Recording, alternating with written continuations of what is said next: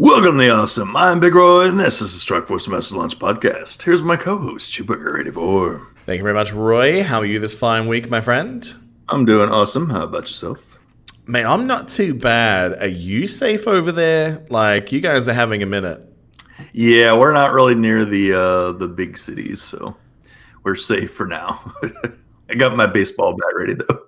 Yeah, I'm going to say this on my own behalf, not speaking of the show or of anyone else, man. But yeah, man, thoughts and prayers with that guy's family. Because, yeah, that video, honestly, man, I haven't been shaken watching something or feeling something that powerfully for a long time. Yeah. Like, I can completely understand the anger that has led to this. It's disgraceful, and I really hope the change comes out of it. That's pretty much all we need to comment at this stage. This is not that kind of show, Roy. It is not. But look, stay safe out there, folks. Keep your heads on straight. And yeah, if you see an army of people with shields, maybe don't flip them the bird for a while. Probably a good idea. All right, as Roy said at the top of the show, this is the Strike Force Masters Launch Podcast. So this week's main topic, guys, Roy has finally done it. He has finished DD3 for the first time. So we're going to do a bit of a DD... Let's be clear, I will be finishing it today, but, you know... You lied to me. This note here says you'll finish. I just feel this whole thing's a sham now. I'm already planning what I'm going to do with my winnings. Yeah, so we're going to talk about DD3. Probably try and do a little bit of I guess mistakes both of us have made, mainly me. Trying to stop you guys from making the same ones. And obviously we'll do some updates about Black Order and X-Force coming to the game as well. So stay tuned for all of that. Time for the shameless shilling first, of course. So look, this podcast is able to go out every single week because we have an amazing community. We appreciate the fact that every single one of you likes the show, shares it with your alliance mates. We've seen it shared more on Discords recently, so thank you to all those people doing that. But we do have some absolute rock stars, Roy, that go above and beyond for us. We say this every week at the moment, but my God, the way people are supporting us right now is just incredible. Which by the looks of it is just as well. We had some people send in some wonderful mic suggestions after last week, and yeah, good God, I'm going to need to save up a couple of months to get some of these new ones, but it's looking good. So we try and reinvest back in the show as much as we can, but folks, if you want to support the show, head on over to www.patreon.com/SFMOL. And this week, Roy, we had a few new folks do exactly that. So to DJB306, our new apprentice, to Captain Hammer, our new journeyman, and perhaps my new porn name, I think, Thompson95, our new journeyman, and to Brian C, joining the elite guys in the Masters crew. So thank you very much to Brian C as well. Now, Roy, you know what week it is, right? What is that? It is the first week of the month. Oh, yeah. So this is where I lose all the breath on my lungs by reading out all the different tiers of the supporters that we have on Patreon. And yeah, we're going to have to maybe rethink how we do this, I suppose, unless people are happy with me spending 2 minutes every episode. But we do love giving back to all of you. So first of all, to our supporter tier, Adam Herrero, Commander Corsi, Dylan Chief, Hulk Smash Kevin, Lunchbox Therebear, Sky Song, Matches Malone, Halcyon Days, LSE Avenger, Goat314, Connor L, Lance is Better Than You. Thank you to all of you. Sorry, Lance is Better Than You is a brand new supporter as well. All right. Then our apprentices, Snorlax Hunter, Franchise CBM, Danelle, Darth Longstride, Swain Hammer, Jason V, Creative Name, Blue Luna, Lily, Manus88, Run and Gun 83, Zatio Tech Frozen, Debearded Viking, TT Marco, Immort, Bloodwalker, Jeff M, JJ Ortiz, Lowry, Dan1387, Dracul, Ganonwolf, Duckman, Bronzy, Corey F, Ryanosaurus, Alan K, Prince Yoshi, Ender, Rockstar, Axron, Daniel F, Squallfire, DJB306, and Simon L. Simon L is a new one as well. I don't know why that's not on the list, but I do remember putting him in. So thanks to Simon L and DJB as well. To the Journeyman, thank you to all of you. Andrew M, X23, Beer God, Mookie, The Dawkins, Justin Beard, Neil Wiley, Bird Wiley, Paul Puck, Irish Avenger 81, Scooter, Yule, Chilbo, Cravino, Tigan Arthur, Dun and Dun, Real East, Lemon Rust, Big Spartan, Bowslayer, Legriff, Cheetah, Hobbs, Hamdeezus, Domino, LNG, Morphine Dream, Grimnos, Benicus, and Captain Hammer. And to the big boys, the gods amongst men, the masters, the ones that absolutely are the heart and soul of this show. Thank you to all of you. JW, just for a couple extra times to make up for those couple of weeks with the glitch. JW. To Sen, Della, Maseo, Bart, Liquid Cool, Dragus, Assassin Avenue, Judas, Lord Keen, Moon, Folpsy Schmolpsy, Kane, Spark Zulu, Jackie246, J Shriver138, Benicus, Tuggernuts, Commander Iceman, Shalasta, Dracathor, Chris M, Mikey H, Ace Trainer, Incorrect User, Mikey H, Dahooch, and Brian C. Good God, lads. Thank you so much for everything you guys have been doing for us. Absolutely. I think of something fun we could do is before the first of each month, just have all the patrons vote on what voice they want you to do the readout in. Oh God! I mean, yeah, fair's fair. I mean, I think we can put that in there for. We could probably let everyone from apprentice tier upwards vote. Yeah, I'm happy enough with that. I mean, yeah, get it in early though, so I've got the opportunity to learn it. Or come up with something. Yeah. I was surprised about how into it people got with the voice suggestions from last week from a segment that we really weren't going to keep doing. But, you know, if the people's wants it. They keep providing us awesome content. Fox Next, that is. So, you know. Oh, God. Before we go into all that, we should probably talk about... This show is obviously not only just for the people who spend money. Again, your listening is always enough, folks, but there are ways you can help us absolutely free of charge. Only cost you a couple of seconds of your time. How can those people help out, Roy? Yes, you can leave us a 5-star review on Apple Podcast. First from Cold Shoulder 99, Masters of Podcasting. You guys rock. Been listening for a while. I've definitely become a much better player listening to your theory crafting, and the back and forth banter makes for an entertaining ride home. Keep it going. Very awesome. Next up from Darth Inhaler, amazing podcast. I love this podcast so much that I went back and listened to it from day one. Yet another one. Always listen to it on the way to work. Chew's impressions are absolutely spot on, so scarily accurate.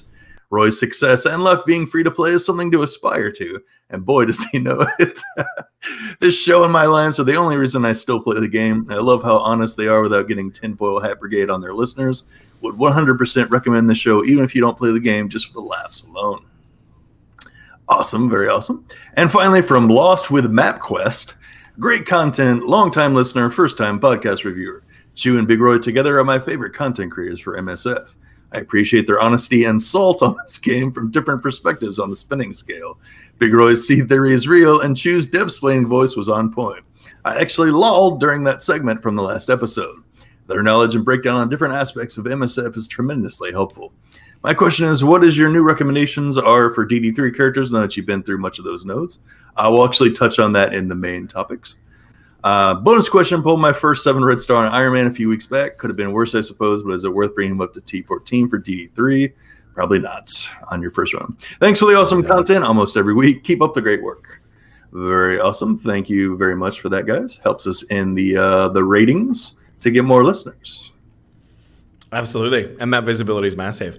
If I learned anything this week from going through this massive list of names that we have for the Patreon supporters and from the people that do their reviews, is that I sometimes wish that I chose like a cooler like nickname. Do you know what I mean? Like you see like Tuggernuts and Dahooch and all these other cool names, man. Or Chubbo Swaggins. Like we always going to mention Chubbo Swaggins. Schmolpsy. There's so many good ones. So many good ones. Yeah, I'll think about it. It's pretty late to rebrand now, I guess. Yeah, just a bit. I know, right? All right, so we'll talk about a lot of the happenings of the week, including the news and some personal moments for us. But before we do, we're going to go through the most regular and normally the shortest segment of the show. But before I do, we do have to point out that we're going to be talking about red stars and opening them, because red stars and red orbs are a gambling mechanic. If you are under the age of 18, or you are someone that does have a history of gambling addiction or a predilection to gambling addiction, maybe skip forward about 3 minutes from now. But for everyone else, there is Red Star Watch.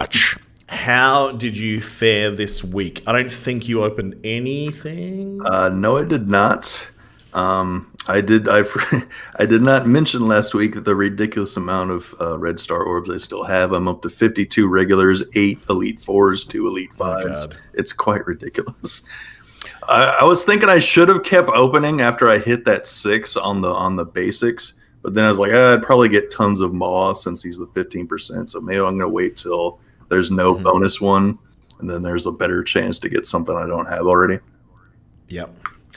I was not going to open anymore, But because I nearly ran out of gold, bringing some characters up and tuning up my Merc team once I was finished with Black Order, I pulled 1 million in the gold orbs. And I was like, all right, stupid seed crap. So I decided to basically run it. Now, I would say with your definition of a seed, I hit a big one. So from the last 20 orbs that I had, or whatever it was, I would say at least 50% of them rolled purple.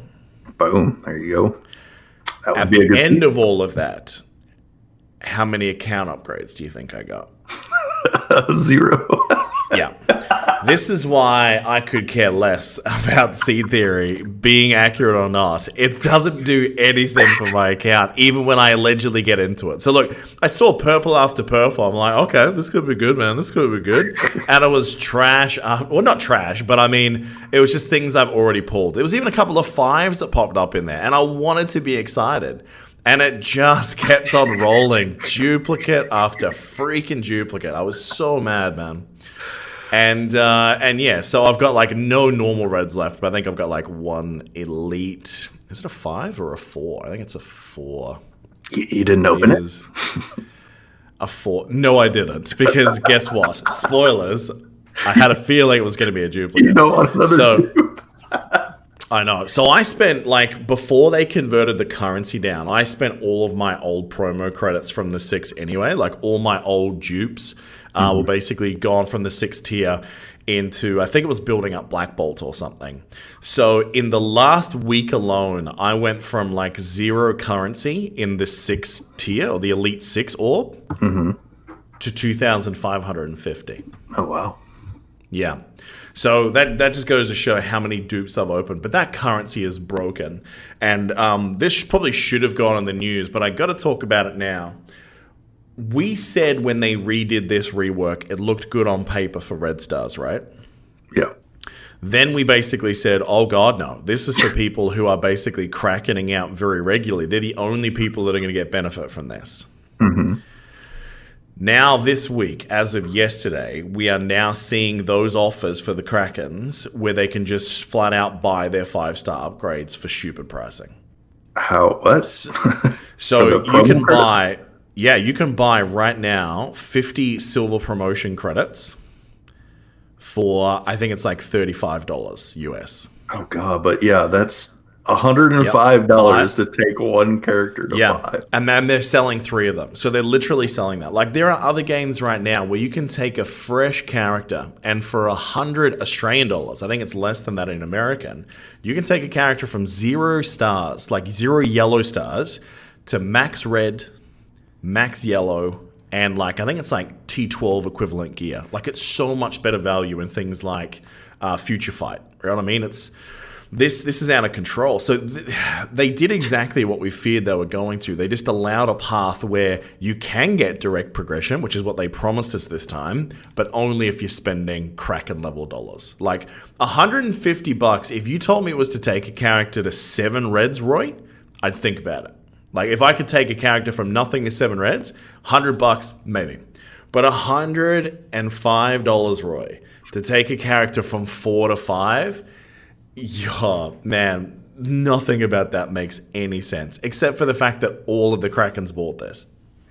You know what? I don't blame Fox things. If they have enough people that are willing to do that ridiculousness, then why not?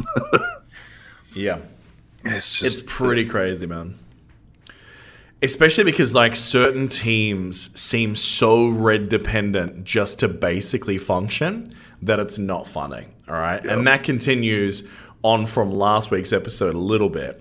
Let's talk about our experiences playing around with our Black Orders. That sounds kind of dirty. Hey, if you want to go down that road. How was your experience being in Black Order? How are you finding them across the park now that you've had another week worth of testing? Oh no, they just obliterate everything in Arena. Like on offense. Oh yeah. 175k punch up, no problem. Just obliterate a 7 red star Phoenix. It doesn't even matter. It's just And the only T14 of them I have is Thanos. They're all like at T12. Once I get them all to T14, it's just gonna be just dumb. And then I've been keeping them on defense in Alliance War. They've usually had to use 2, 3, 4 teams to get past it. This last war, they didn't even get through the barracks. We did lose finally. We won our first 5 after I joined, and then we finally lost this last one because they just like blitzed at the beginning. Like our matchmaking is going to get ridiculous, like our old did in our old alliance. Oh yeah. So we have to lose eventually, or it's just going to get dumb. So they've been okay on defense. I'll probably end up taking them on offense just to smash whatever big team the other guys might have because they're just going to kill anything. Yeah, I think our week 1 sort of fantasy land where people haven't quite figured out how to take them on in war defense. Like, I think that's done. I think too many people know the recipe now. And for those that don't, let me put the nail in my own coffin, shall we? So when you are in war defense, if you see a monstrous Black Order, okay, the punch-ups sometimes, I think if they're 500k plus, the normal counters are not going to work if it's the first attack, okay? So X-Men with Ultron seems to be the safest counter right now. I'm seeing some big punch-ups on Fantastic Four working as well, but not on the first attack, all right? Take in a scrub team of anything, make them blow their cooldowns, then just take in the counter team. Yes, you have to 2-punch them, okay? You may even have to use a decent team, then a massive team, but it's still going to get them out of your way so you can continue on. I definitely see this team pivoting to being 100% offense from here on out, Roy. I heard you had a massive day with defense on one of those days, though. What'd you end up with? Let me find 18 defensive victories. Jesus. And I scored 50 attack points with 6.8 million damage. So, yeah. But another guy, I'll shout out to Ice Q 2009. He had 4 because we were in the same room. He had 14 defensive victories and 50 attack points and 6.8 million. So I barely got the MVP for him. So yeah, we have the room of death now because they had to go. Sorry, they had to go through everyone else's stuff, and then they hit us, and just they got wrecked. So I've noticed one thing. When my Black Order is in a room where it still has the defense down buff, my defense isn't many, right? On the ones where it's not, it's only a couple. Yeah. So I didn't quite get to your levels, but even in a relatively big matchup, like there was one room on theirs that I thought, man, we're going to lose this war because this room was massive. We ended up winning quite convincingly because they hit our room and then they kind of stopped there for 13 defenses. Noise. Now, here's the funny thing. Most of those wins were not the Black Order. All right, they burned a few. I think it was like 3 or 4. It was actually my Merc team. Same with me. And mine's only at 200k. There was a 376k defender team that failed punching down on that. It's just insane. Now, here's the thing as well, man, is that there is some things with this guy's kit that during the week people were raising questions about. And a lot of that was to do with how many skill allies that you had rather than skill enemies. So there was someone who was claiming that during the week they went through the basic coding of the game and the Taskmaster's kit says gain 10% damage per skill ally, not per skill enemy, which is how it's written in the game. Now, I don't know for sure which one's which, but I can tell you this. When I pulled out my 6 red star Merc Sniper and I put in my 5 red Killmonger instead, it has wrecked shop ever since. Like, it has given at least 2 to 3 defensive victories, even against big alliances, right? Because they're in the 300k territory somewhere there. I think it might be a 300. Let me tell you, I'll go to war real quick. I think it's around 370. So it's not a bad little squad. But it's all about Taskmaster, man. Like, once you get his ultimate, his basic, and his passive, all T4'd, dude, he is a monster. He's definitely going to be in like PvP 1v1 meta. Like, I guarantee you. So unbuff room there at 346, my guys. Nice. Yeah. I mean, I've from the start I've been running with Widowmaker, or not Widowmaker. I always call him that, Killmonger, and Bullseye, and then the two Lieutenant and Yeah. Well, see, for me, I always wanted to keep my Wakandas together because they did make that investment with them. They normally had to use something big to get rid of them, like a, wasted power armor or something. And I was just like, you know what? Like, I can do so much with just splitting off Shuri and even splitting off Black Panther. So in the last war, I split off Black Panther to go in with Spider-Verse against Asgardians. I was friggin' surprised. And by Spider-Verse, you mean symbiotes. Yeah, well, they're part of the Spider-Verse. Yeah, the symbiote dudes, man. Like, Black Panther in there, I used to mess around in some of the Greek raids, but I was genuinely thrilled with how well that team went. You know who's even better than him? Nobody. A vulture with his teeth tore in his passive. I punched across 350 to 350. Mm-hmm. The only damage I took was Loki's mind control and 2 passives from Thor. Mm-hmm. Everyone else, then no one else took a turn because you get Vulture up. He does his ult, removes 50% speed bar or whatever it is, 25% speed bar. It's over. They never get a turn. They all die. So that does work against summons. Yes, he gets speed bar on Greg dying. Wow, someone didn't code that. Well, no, it says when any enemy dies. Yeah, that's what I mean. Like, so many characters that have turn meter dependent on a summon dying. Like, they've all got that caveat. He's one of the ones that I'm really surprised. I guess because he's so specific, right? But I tell you what, though, I'm tempted to go down the road that you have when we get to our DD3 chat. I'll talk about why I'm thinking about taking Vulture in there. I've been loving him. I've been using him everywhere. I've been using him in raids. Mm-hmm. Just kill before they can even take a turn. It's awesome. I love it. He fits so well with the symbiotes. Did you put any T4s on him? And everything on him. You only really needed it in the passive. I just did it for everything just so I could get through the city faster. Remind me, you have a pretty big one of these, right? He's only 4 reds. Oh, okay. For some reason, I thought you had like yet another 6 on this guy. No. I wish. Yeah, right. How else is Black Order going for you across the game? And then I'll talk about mine. Of course, another easy win on Blitz, which is nice. So that made it. Now I have 5 teams that can win on auto at 8.3. So that's made that much smoother. Look, another week with them cements the fact for me that, look, they're definitely one of the biggest face rolls teams that we've ever seen. Like, we never debated that point. On offense, they're just destruction because they've got most of what you want. And when they fix the bugs in this team, they're going to be incredible. But to see the difference with that in defense, mate, it feels so deliberate of how bad they are with the way the AI plays them that you just go, this had to be, no one did this by accident. I think it's because they kept changing Maw's kit, so it like threw stuff off. So that might be why. I reckon it's Thanos. I reckon that Thanos. Remember how it was quite late in the piece that they came in with that speed increase from Maw going up to Thanos? Yeah, so that threw everything off because normally you'd want to flip their buffs. But I mean, he's taking his second turn like immediately, so there's nothing to flip unless they had it on spawn. Yeah, exactly. And I think you're exactly right. I think that because that happened so late, it definitely feels like they missed it. And look, to be honest, if there was never all that evidence which has been laid out in the last week that they definitely promised that they would be, dominant in this game mode, I don't think I'd be disappointed, right?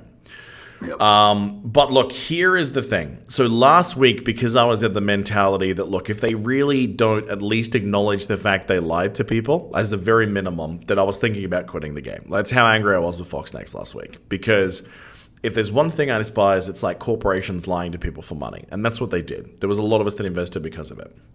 And because of that, I thought, well, screw it. I'm just going to spend all my resources anyway, right? I'm going to go even more deep on the Black Order. So you want to know what I did? What did you do? I took Thanos to 6 red stars.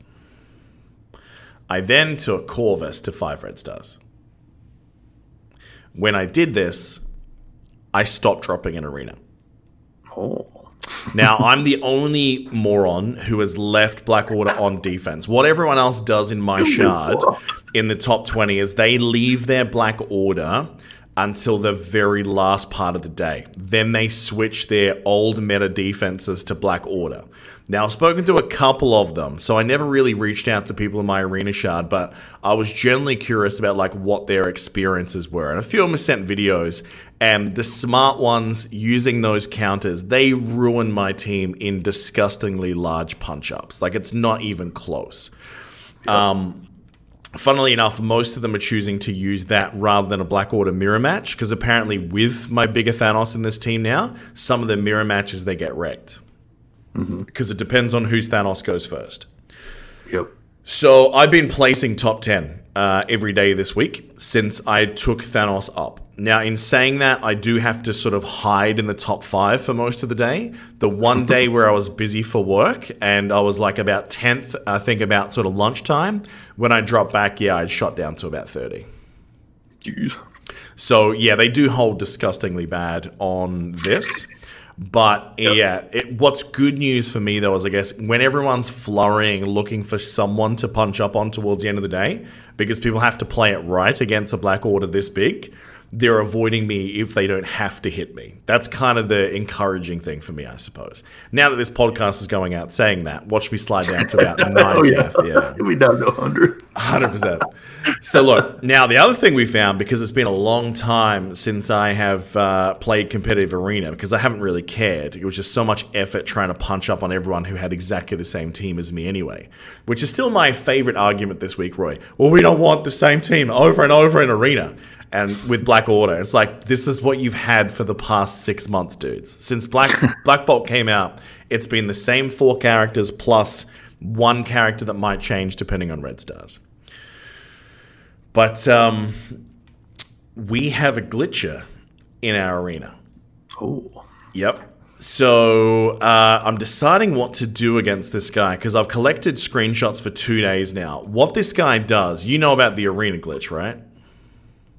I believe so, yes.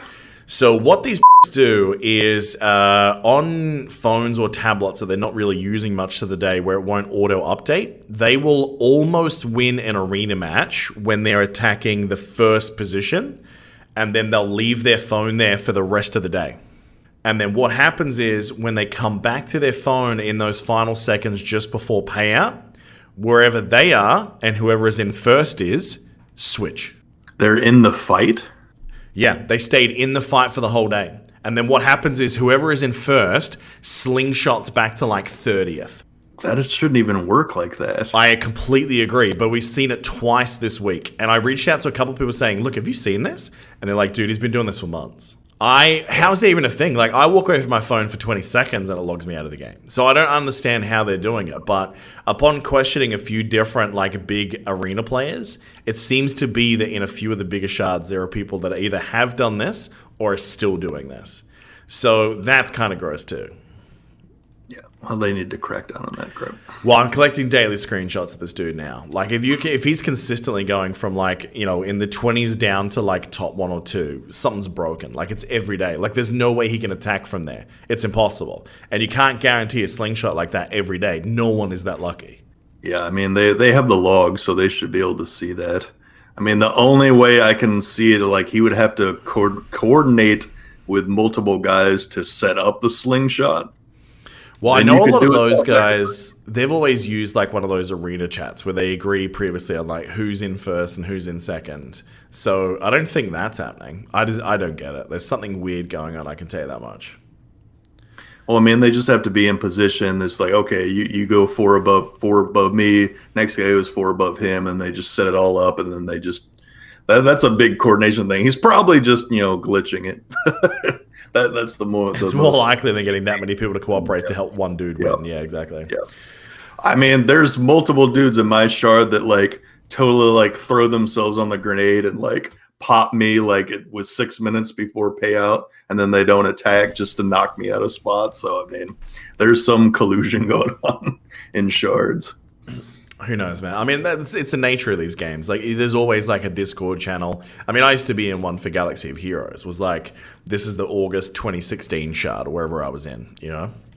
Yeah. I just think that's so stupid and against the spirit of competition. Like, oh, okay, we decide, okay, you're first today, you're second today. how about you just be a man and compete? Yeah, exactly. May the best man win. Finish at 100th like a man. All right, Or in the top 5 like Big Roy. Let's get into the news of the week, Roy. So this week they had the Marvel Strike Force Awards, painted as the glitz and the glamour and all something. So I have not seen this, but I know you've got the posts here for each of the categories. I was greatly prepared this week, and by that I mean skimmed through it right before we recorded this to get the results. Works for me.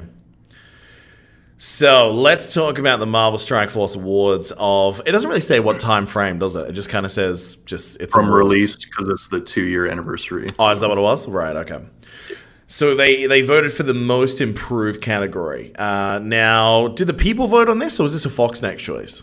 I believe it was the players voted on this. I think Fox Next picked the contestants or whatever, but then the players voted on it. I didn't really pay attention, though. So they voted, and the most improved character in the game, they have said, was Thor. Yes. I think Thor is a great character now, but I don't think he's the most improved. I think of the people you could choose from, because I think it was people that were there at release, characters that were there on the release of the game. Well, that still works. Groot was one of them. Okay. And then, I had it all written down, and then I lost the edit, so... Yeah. Look, don't worry about their list. Let's talk about, if every character in the game was available, let's vote. It has to be signed to Supreme. She was, bottom 3. No, actually, that's probably unfair. Bottom 10, certainly.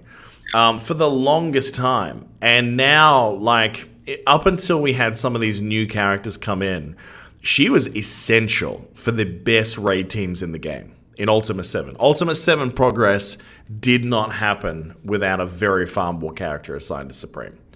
Yes. Thor got a great rework, but it is not as good as assigned to Supreme. Yes. Favorite faction rework went to AIM. I think I can live with that. Yeah, the only other close one would probably be SHIELD, but AIM for now, it's usable in so many different places in the game, so it's probably the best. It definitely made them good as opposed to they were complete trash before. So yeah, they had the biggest improvement. Because who else got done? There was Mercs, Hydra. Hydra's so specific, and their hard counter comes out in days. So they're dead now. Yeah. And then they didn't even have and then Mercs. I mean, Mercs is not even really a rework. I mean, nothing barely changed there. It's just Taskmaster carries that ship so hard. Defenders was another one, which a very good rework on them. But yeah, I mean, they were solid trash beforehand. But yeah, I think AIM's fair. Yeah. All right, favorite legendary. Everyone voted for Phoenix. That's probably fair. I mean, it's a splitting hairs between that and Black Bolt, right? Yep. Yeah. Favorite duo. They voted for Rocket and Groot, you say? I knew that would win just because everyone loves the characters. But yeah, I think the other one was Iron Man and War Machine. Wolverine and Colossus, and what was the other one? Should be Cap and Iron Man, I thought would have been one. No, they didn't have that in there. So not even Cyclops and Jean? Ha, suck at Cyclops. No. Got cocked, son. Yep. Yeah. I mean, what two characters do you think pair up the best in this game? I mean, Phoenix, Colossus, and have to be one of the best. I think Toad and Blob was the other one. They work very well together. That's fair. But they're just not as popular, so... I mean, now more in Thanos. Good God, that is a powerful combination in the long format of the game. Anything to do with DD3 or raids, they're back to essential characters again. Yep. Yep. I think I had 2 minutes 30 left to spare today on the War Machine boss. It's gross how good they are. Nice. Yep. I mean, six red star helps. I mean, I'm not telling anything new to you with your 7 red stars. Oh, yeah. Rookie of the Year. So characters released after February 2019 went to Minerva. I think that's probably fair. Yeah. Yeah, she's game-changing. And I think now with more Thanos as well, she's probably back into the meta usage category. She never really fell much out of it, but she's gone back to raid essential for me. I'm running 2 big raid teams now. Oh, yeah, very nice. I can talk about that a little bit later. Favorite milestone event went to Captain Marvel. Oh, man, you can't go past Symbiote. Yep. Yeah, actually, in saying that, which was the milestone events where they had the stupidly good rewards? Was that the first SSM? It might have been Captain Marvel. That's why people liked it so much. Well, if that's the case, I saw people complaining how when they brought it back for this time here, which we'll talk about, that the reward was good. So I think it was the first Captain Marvel. Okay, in that case, that's fair because, I mean, all those extra things, people who made it to the end just got into DD3 faster. Like, it was literally game-changing for people who would... No, that was the orb opening one, wasn't it? The big one. Yeah, that was the orb. In that case, yeah, I'd say SSM. He's just a better all-round character than Captain Marvel. Yeah. He's so good. Isn't it incredible, like, with how dominant she was and, like, in every game mode, and she was the one you'd fear the most in War. Outside of War, I think she's lost almost all usability. Yeah, pretty much. Yeah. I mean, still good in, like, brawler teams and, like, hybrid teams, stuff like that, but not a primary. Yeah. Lifetime Achievement Award. So what did this mean? What was this category about? I did not watch it. I just had to skim through it. I assume it's just calling the peep characters that used to be meta, but when they came out, now no one hardly uses them. Oh, was Captain America, Quake, Black Widow, stuff like that. So, I mean, I think if this is like a life in recognition, it almost feels like an in memoriam. Do you know what I mean? It's like where like the part of the Oscars where they remember like all the people who contributed to the industry, but they're kind of dead now. I mean, this goes to Night Nurse for me, man. Like, carried OG raid teams. Her, Yondu, Quake, Cap, you know. It's a shame seeing them drop down. Even Yondu to an extent. Like, he was just god tier back then. And now, I mean, where do you use that kid? Yes, he's nothing. He is. Hey, but he can summon the most meta character in the game. Well, that's true. If you could be the one that can summon the meta, I think that, you know, he who brings forth the Stitcher, I believe they wrote in the old prophecies. Yeah. Yes. 100%. So, yeah, that's all pretty good. What are those good. guys talking about? What's that? Like, what the hell are those guys talking about Stitcher stuff? Old A&R running jokes, man. All right. So, look, Lifetime Achievement going to Spider-Man. I mean, when was he meta? I mean, because in the old days, like, he had to be reworked because when he was not good when he first came out. Yeah. Then he got to be, okay, he's usable now, but still. Yeah, I don't think anyone was using him in primary squads. I mean, even when Big Reds came out, I don't remember too many people going out of their way to go, yeah, I'm going to invest heavily in Spider-Man OG. I think it's a lot of people voting weren't even playing the game when all the other contestants were meta. Oh, Spider-Man. I got to make Spider-Man. Spider-Man. I get the same thing on my pajamas. Spider-Man. So, yeah, that's the awards. Yeah. That's a bit of fun. Glad they did it. I mean, good talking points, I suppose. But, I mean, when they do the shortlist, that's not ideal. I know why they did it, because obviously polls are hard, but still. Should open it up. But, yeah, Scientist Supreme, robbed again. Robbed again, I say. All right, so you want to talk about Captain Marvel being back in the milestones, buddy? Yeah. Tell me your story. Don't care. It's been 7 now, so...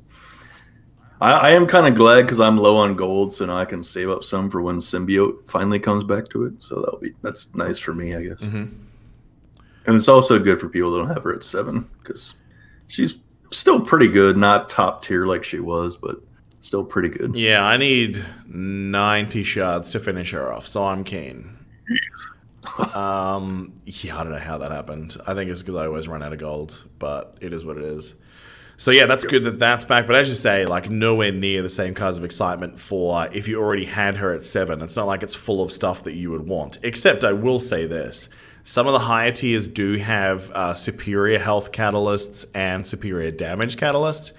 Man, the biggest mistake I made in the last couple of weeks was blowing all of my orange T14 gear, the main gear, not the unique pieces, into Black Order. Because I screwed myself for DD3, which we'll talk about in a little while. Yeah, I need everything that's orange now. Yeah, the bottleneck. Do you have the gold, though? Gold's fine. I mean, I started refreshing the store again since I started doing okay in Arena again. But we'll talk about that in the DD3 segment. But yeah, I'm finished with the milestone characters, so my orbs are just stacking up on them up to 49 already. So we get a lot of those. So I was sitting at several hundred on all the categories, and when I ran dry, I opened everything. Do you think I could roll on anything that I wanted or needed? Like we know one of the patents that these guys have is to basically the game recognizes what you need and doesn't give it to you. Right? I'm convinced I've seen this in action because whichever T14 I'm working towards, instantly that stops dropping, right? So at one stage I needed tech gear and I just could not buy tech gear. And then, then it was mutant gear for Sinister. So that dried up and I'll be waiting on those mutant pieces for him. The best thing I did to try and get him up was to pivot to trying to get bio gear for Carnage. As soon as I did that, it just starts raining mutant gear again. See, that explains everything. They put all their good programmers on keeping that algorithm working to screw people over, and then they just have, whoever's left to work on the game. 100%. And the characters. Absolutely. So look, offers have been a mixed bag recently. We've seen some truly horrendous ones. There's been some great new starter ones. Like I think the 150 for like $20 of the rocket shards is not too bad for someone starting out.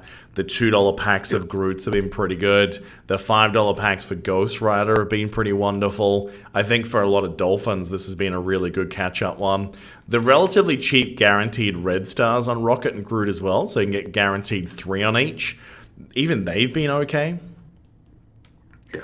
But yeah, man, super disappointed that we are now seeing them do what we always hoped they wouldn't, which is just selling Kraken-only level spending to upgrade your red stars. I have a feeling, guys, those guys had enough compared to us, right? Yep. So yeah, look forward to that gap widening, kids. Alliance War is going to be terrible for those people that are not quite Kraken level spenders, but they're in the top 20 in Alliance War. You're never going to beat those dudes now. Yep. That's why I stopped caring about Alliance War. Yeah. It's about who can spend the most. So there's some events coming up pretty shortly. So they're going to have a run where they're going to have a guaranteed Thor spot in the raid store. So he's going to stay in one position, and you're going to be able to pick him up for double the shards for the price of 5. So you're going to be able to get 10 shards for his normal pricing, which is pretty good. Which I think is he 1,400 or is he an 1125 character? He's 1,400. 1,400. So, I mean, look, it's not cheap, but it's still significantly better than what it was. So that's a good catch-up mechanic for Thor. And we're also going to be seeing double aim shards very shortly coming out from the campaign as well. So that's all very exciting. And Roy, finally, I think it was the Halloween event last year. So let's just have a quick look at this. What's that? 9 months? 9 months of waiting, yes. Right? Well, let's say 8.5 if you want to be about it. 8.5 months. Ghost Rider is finally going to be farmable in the game. Finally, yes. Finally. So he is coming in on Cosmic Node 3.9 as of this Wednesday, I believe. So that's good news. He's a character that I think has a lot more usability than we're probably all aware of, Roy. And I think once he's farmable, we're probably going to start seeing just some weird Ghost Riders start popping up. Yeah, he's very nice because he's not all supernatural only, because some of his good stuff from his kit works for anyone on his team, which is nice. Yeah, absolutely. And I kind of like the idea of him, and I know a few people have already done this, so it's not exactly an original thought. Because of all of his bleeds, like putting him in with a synergy team of symbiotes in the DD3 city nodes just makes sense. Yep. Yeah, and then if they do die because they're squishier than he is, then yeah, he can just go on a rampage for, killing people for killing his buddies. But I mean, I looked at the top scoreboard for City, and on the last node, people one-shot it with just the 3 symbiotes, so yeah. You don't even need him. No, and that's right. I mean, that's a hell of a lot of bio gear, though. But I dare say that's because of people who are either pre-planned or cracking out the first time, or if it's the timed leaderboards, let's face it, from what I'm hearing, the rewards that you're getting from the first clear, someone said to me the other day that he thinks people who have finished DD3 twice versus people who haven't probably have anywhere between 9 to 10 different characters that they could have taken to T14 difference. Yep. Yeah, because of the guaranteed full pieces. It's a lot more than I thought it was. Yep. That's what I'm looking forward to. Yeah, man. So it's going to be interesting to see. I'm probably going to hoard once I get through, to be honest. Like, I'll probably loop back around. I think I will take Venom up because symbiotes are fun. And I'm hoping they finish that team one day. And I've got 5 reds across the board. Well, 6 on Venom. So, Yep. All right. So that's very good. Now, there's also going to be a vote for a Blitz very shortly. So vote for the Dad Blitz. So Mr. Fantastic, Sabretooth, Vulture, Ant-Man, or Drax. You can pick who's going to be in one of the upcoming Blitzes, which is all well and good. Juggernaut and Falcon are coming to Blitzes very shortly. The Phoenix event returns. So for those of you that haven't got her yet, she's a wonderful character to have. So be ready for that one. The Chaos Theory returns, Roy. Now, this is the second run. So we're able to clear this time tiers 4, 5, and 6. Yes. Which are looking... Finally some good rewards. For the first time, sure. I mean, for the rest of them. Well, yeah. Not so much on Well, I can kind of see the method in the madness now. Like, once you clear 4 to 7, the bonus rewards are all designed by the looks of it to give you exactly one 5 to 6 upgrade with 100. And then, what's that? 20, 25, 30, 75. Yeah, so it looks like it's designed that the bonus clears from tier 4, 5, 6, and 7, which we can't do this time. You'll have enough for 1 upgrade 4 to 5 and 1 upgrade 5 to 6. Just from the bonus. And then the rest of it, for every time we normally clear it, I still maintain this is trash. Like, it's just so bad. So very bad. But anyway. It'll do. It's only 5 months to take a character to 6. What are you complaining about? Please. I'm complaining about things that need to be complained about, is what I'm doing. So look, I am looking forward to getting those up. Not that I can do really anything with it at the end of it, because I spent everything I had. It's all gone now. So that's all good. Now, we should probably talk about the last news item of the week, which is definitely the most exciting, Roy. The X-Force are coming to the game. Yes. But where they're putting them, it's kind of like the team that I feel like, why? And it's a war offense team. Yes. Like, dude, we just got Black Order, dude. That is the war offense team. They will kill everything. Like, they are the having trouble with that node, use Black Order. Mm-hmm. Got to keep the Kraken spending. Yeah, so we're interested to see how this team rolls out. So obviously it's going to be, like we said last week, it's going to be Domino, it's going to be Deadpool, it's going to be Cable, X-23, and then Negasonic, Teenage... What's the last thing again? Teenage... I always say Teenage Witch. I think just Sabrina was too much in my childhood, man. Well, we'll just call her NTW. Yeah, so I've always loved X-Force on paper, and the fact that they've got X-23 as well, I want to be excited about this team. As someone who just, really invested a lot of resources into Black Order, I don't know if I'm going to do this, even though they're such a cool concept team. Yep. So let's talk about her kit, shall we? So we don't have a lot to go on at the moment, but Domino is going to be a controller, which is interesting. So it's going to be Hero, Global, Mutant, Controller, and X-Force. So her basic lucky shot, she's going to hit the primary target for damage, and she's going to gain additional crit chance on that attack, and also gain an assist from a random X-Force ally. Now, does that mean with this team, because of Cable, because doesn't he put assists now on people as well? Yes, he does. So that means this could actually have a multi-assist team running, right? Yes. Oh, that's pretty cool. Yeah. I like it. I'm hoping he gets a little bit of love in the rework. I really do. Like, it sounds like Deadpool's getting a little bit of improvement, but it's mainly from her. So we'll see. Yeah.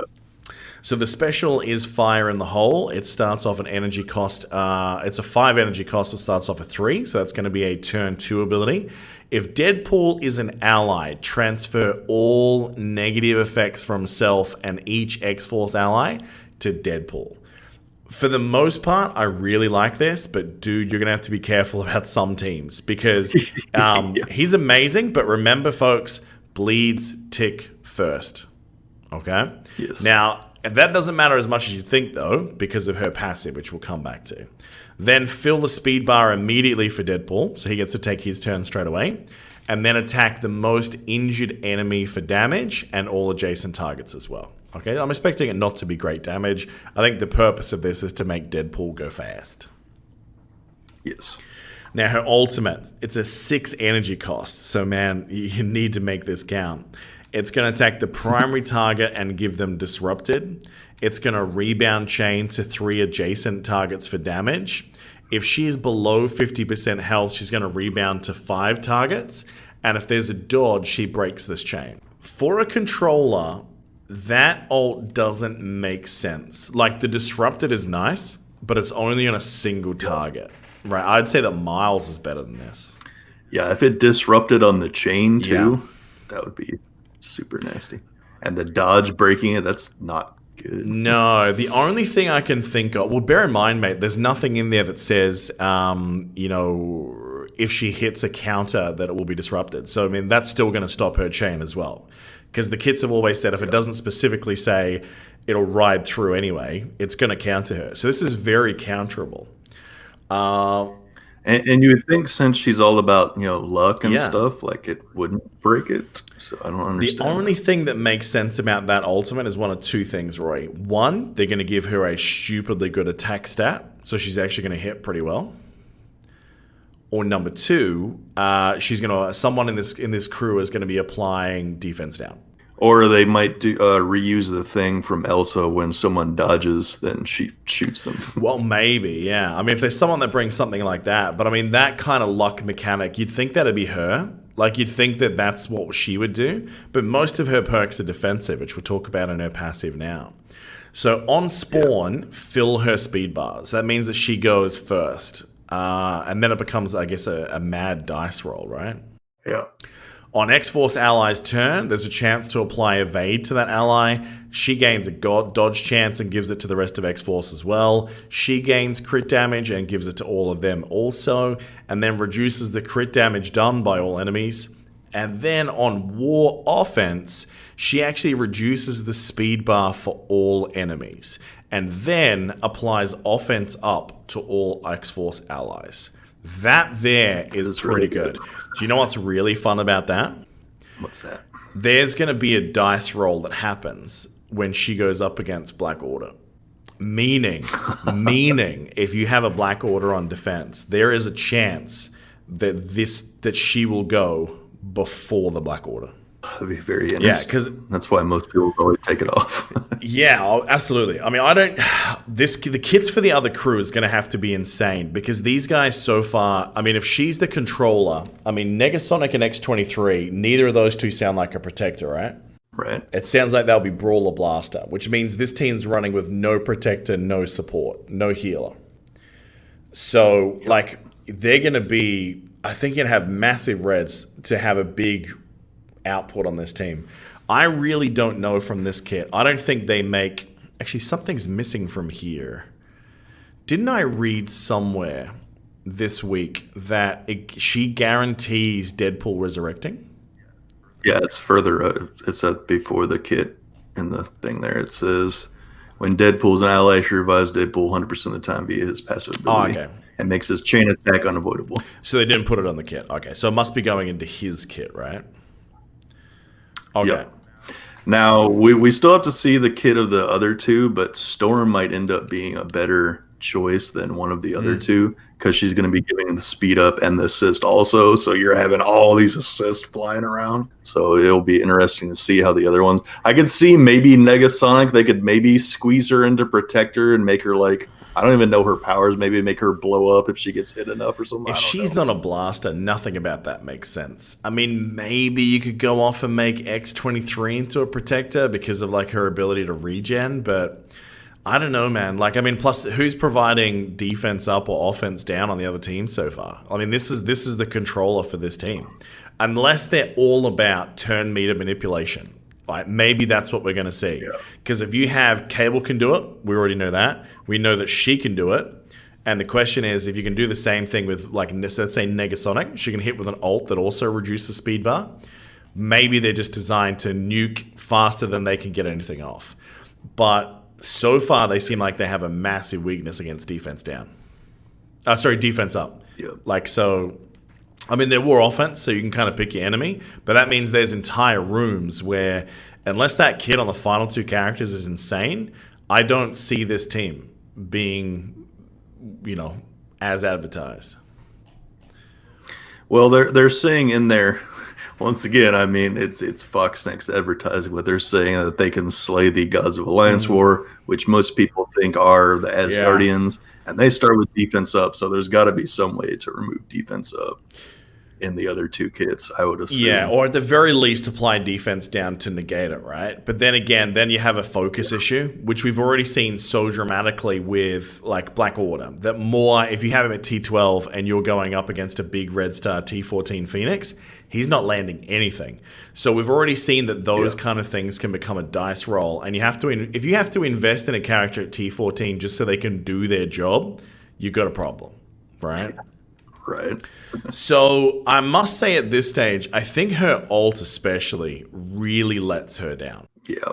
Her kit's not bad, but if she's what's sort of driving the team, I mean, her going first is wonderful, like her going so very quickly. But that means that the first thing she's going to do, mate, is her ult. Like, that's the way it's going to be coded. So she's not calling in an assist, and she's just doing an ult that just does damage. Yeah, and applying disrupted to one person. Yeah, I mean, I guess that's one thing that you could say is that she's getting a guaranteed disrupt out as long as it sticks. I hope she has good focus on whoever you want, because she's going to be able to do it before anyone goes. So, I mean, if they've got a Shuri on their team, like propping up something like a Marauders or something like that, and you want to go in and stop that defense up and taunt going out on like a Strife or something, yeah, there's some really niche things you could do with that. But that's a hell of a cost for a 6 energy cost ability. If it said that she disrupts everyone in the chain, I'm on board. But the fact that dodge can break the chain and like counters will probably break the chain, there has to be things in the other people's kit that make up for this. But the fact they're probably going to be Blaster Brawler, I don't know what that is, man. Unless there's a cable rework they're not telling us about. You know what I mean? And this is why I really hate when Fox Next do this, right? Tell us what the team is now. Show us what the team is now, right? But they're not going to do that, because then, man, crazy. They do need to rework Cable, because he's supposed to be the leader of X-Force, so he needs to be like the best one. Let's have a look. What is his... it's been such a long time since I've looked at his passive. So on spawn, fill speed bar by 5% and all allies. On turn, 20% chance to apply counter to a random mutant, and 20% chance to apply counter to another one. Oh, maybe he doesn't call the assist. Was that all Storm? Damn, it was too. He's just all about counter, huh? Yeah, so I'm thinking we'll have to see. And if you can't get good stars on one of them, it might be still better to use Storm and then just have Cyclops take her place on X-Men. I mean, maybe, yeah. I mean, maybe that is her time to drop out. I mean, those assists on an X-Men squad, though, like, I mean, I cannot tell you how many times that saved me. Like, Phoenix has thrown out a basic and it didn't clear, like a taunt and a defense down, then you're stuck behind the same guy, and then Storm attacks, and then shit calls in Phoenix, and you're like, whew, dodge a bullet there. Oh, yeah, but Cyclops puts taunt on people, so... Yeah. Oh, speaking of which, in a Black Order world, if you're one of the people who has Cyclops on defense, thank you. Because fun fact, Cyclops murders himself against Black Order on his first turn. Have you seen this? No. Look, don't put Hela on defense if you know Black Order in your shard, and do not put Cyclops. It's the same thing. It's the same thing. He opens up with an AoE, and everyone just goes, oh, really? Bang, bang, bang. Now, do you know one thing that really surprised me, mate? Cull, Obsidian. He seems to, and I don't know whether I'm missing a counter being on someone, because there is a lot of counters going around. But if you do hit Thanos and more with the same AoE, he does seem to hit twice.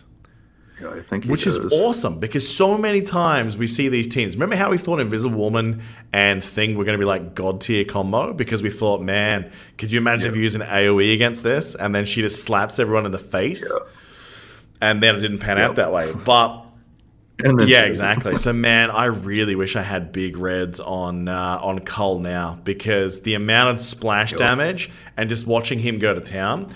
I went up against a 7 red Cull the other day. I lost.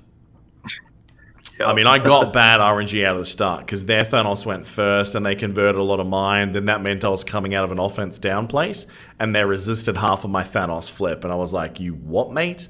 I knew he was going to be the key because after we saw his stats and how you really wanted those red stars because just all those counterattacks whenever you hit Thanos or Maw. Look, I don't think he is like the thing. I mean, Thanos is definitely the thing, Maw very close behind, but then Cull after that. The other two, man, like for the most part, have been a relative disappointment. I mean, Proxima, if you have leftover skill gear, I'd probably go Punisher before her for DD3 now. Because if you can get more, right? Because more is just so damn good.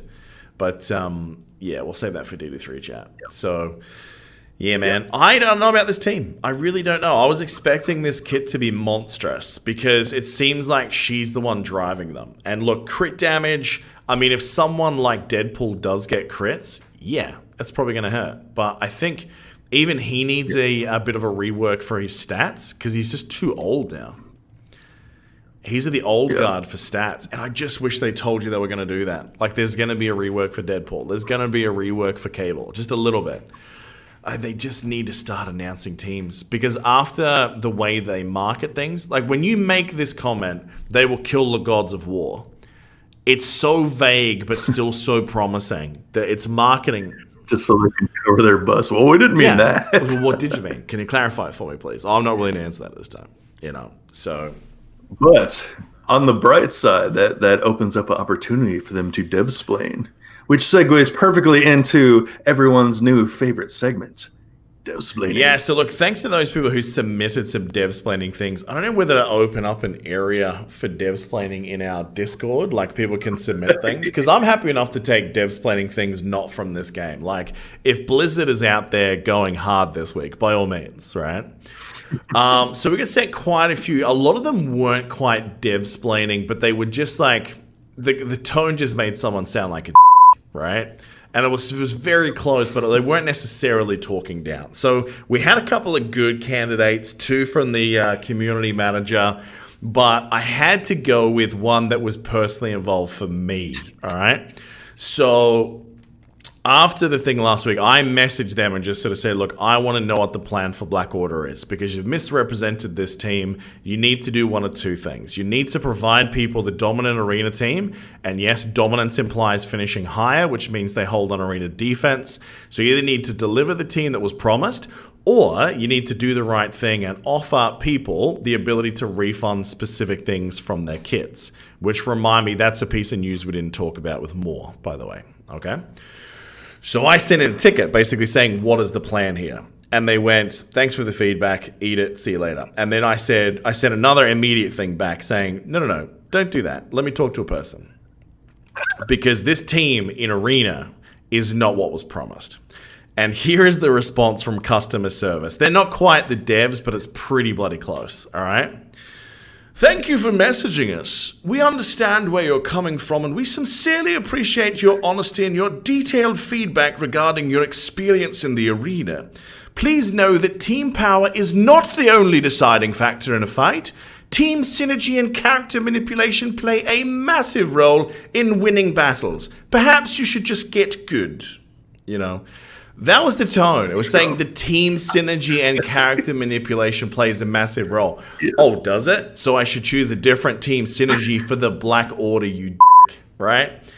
That line, I was like, these guys, man, they just, from customer service to community management to the thing, they could not give a crap about the people lining their pockets, man. They're putting up a unified front. So it's ridiculous.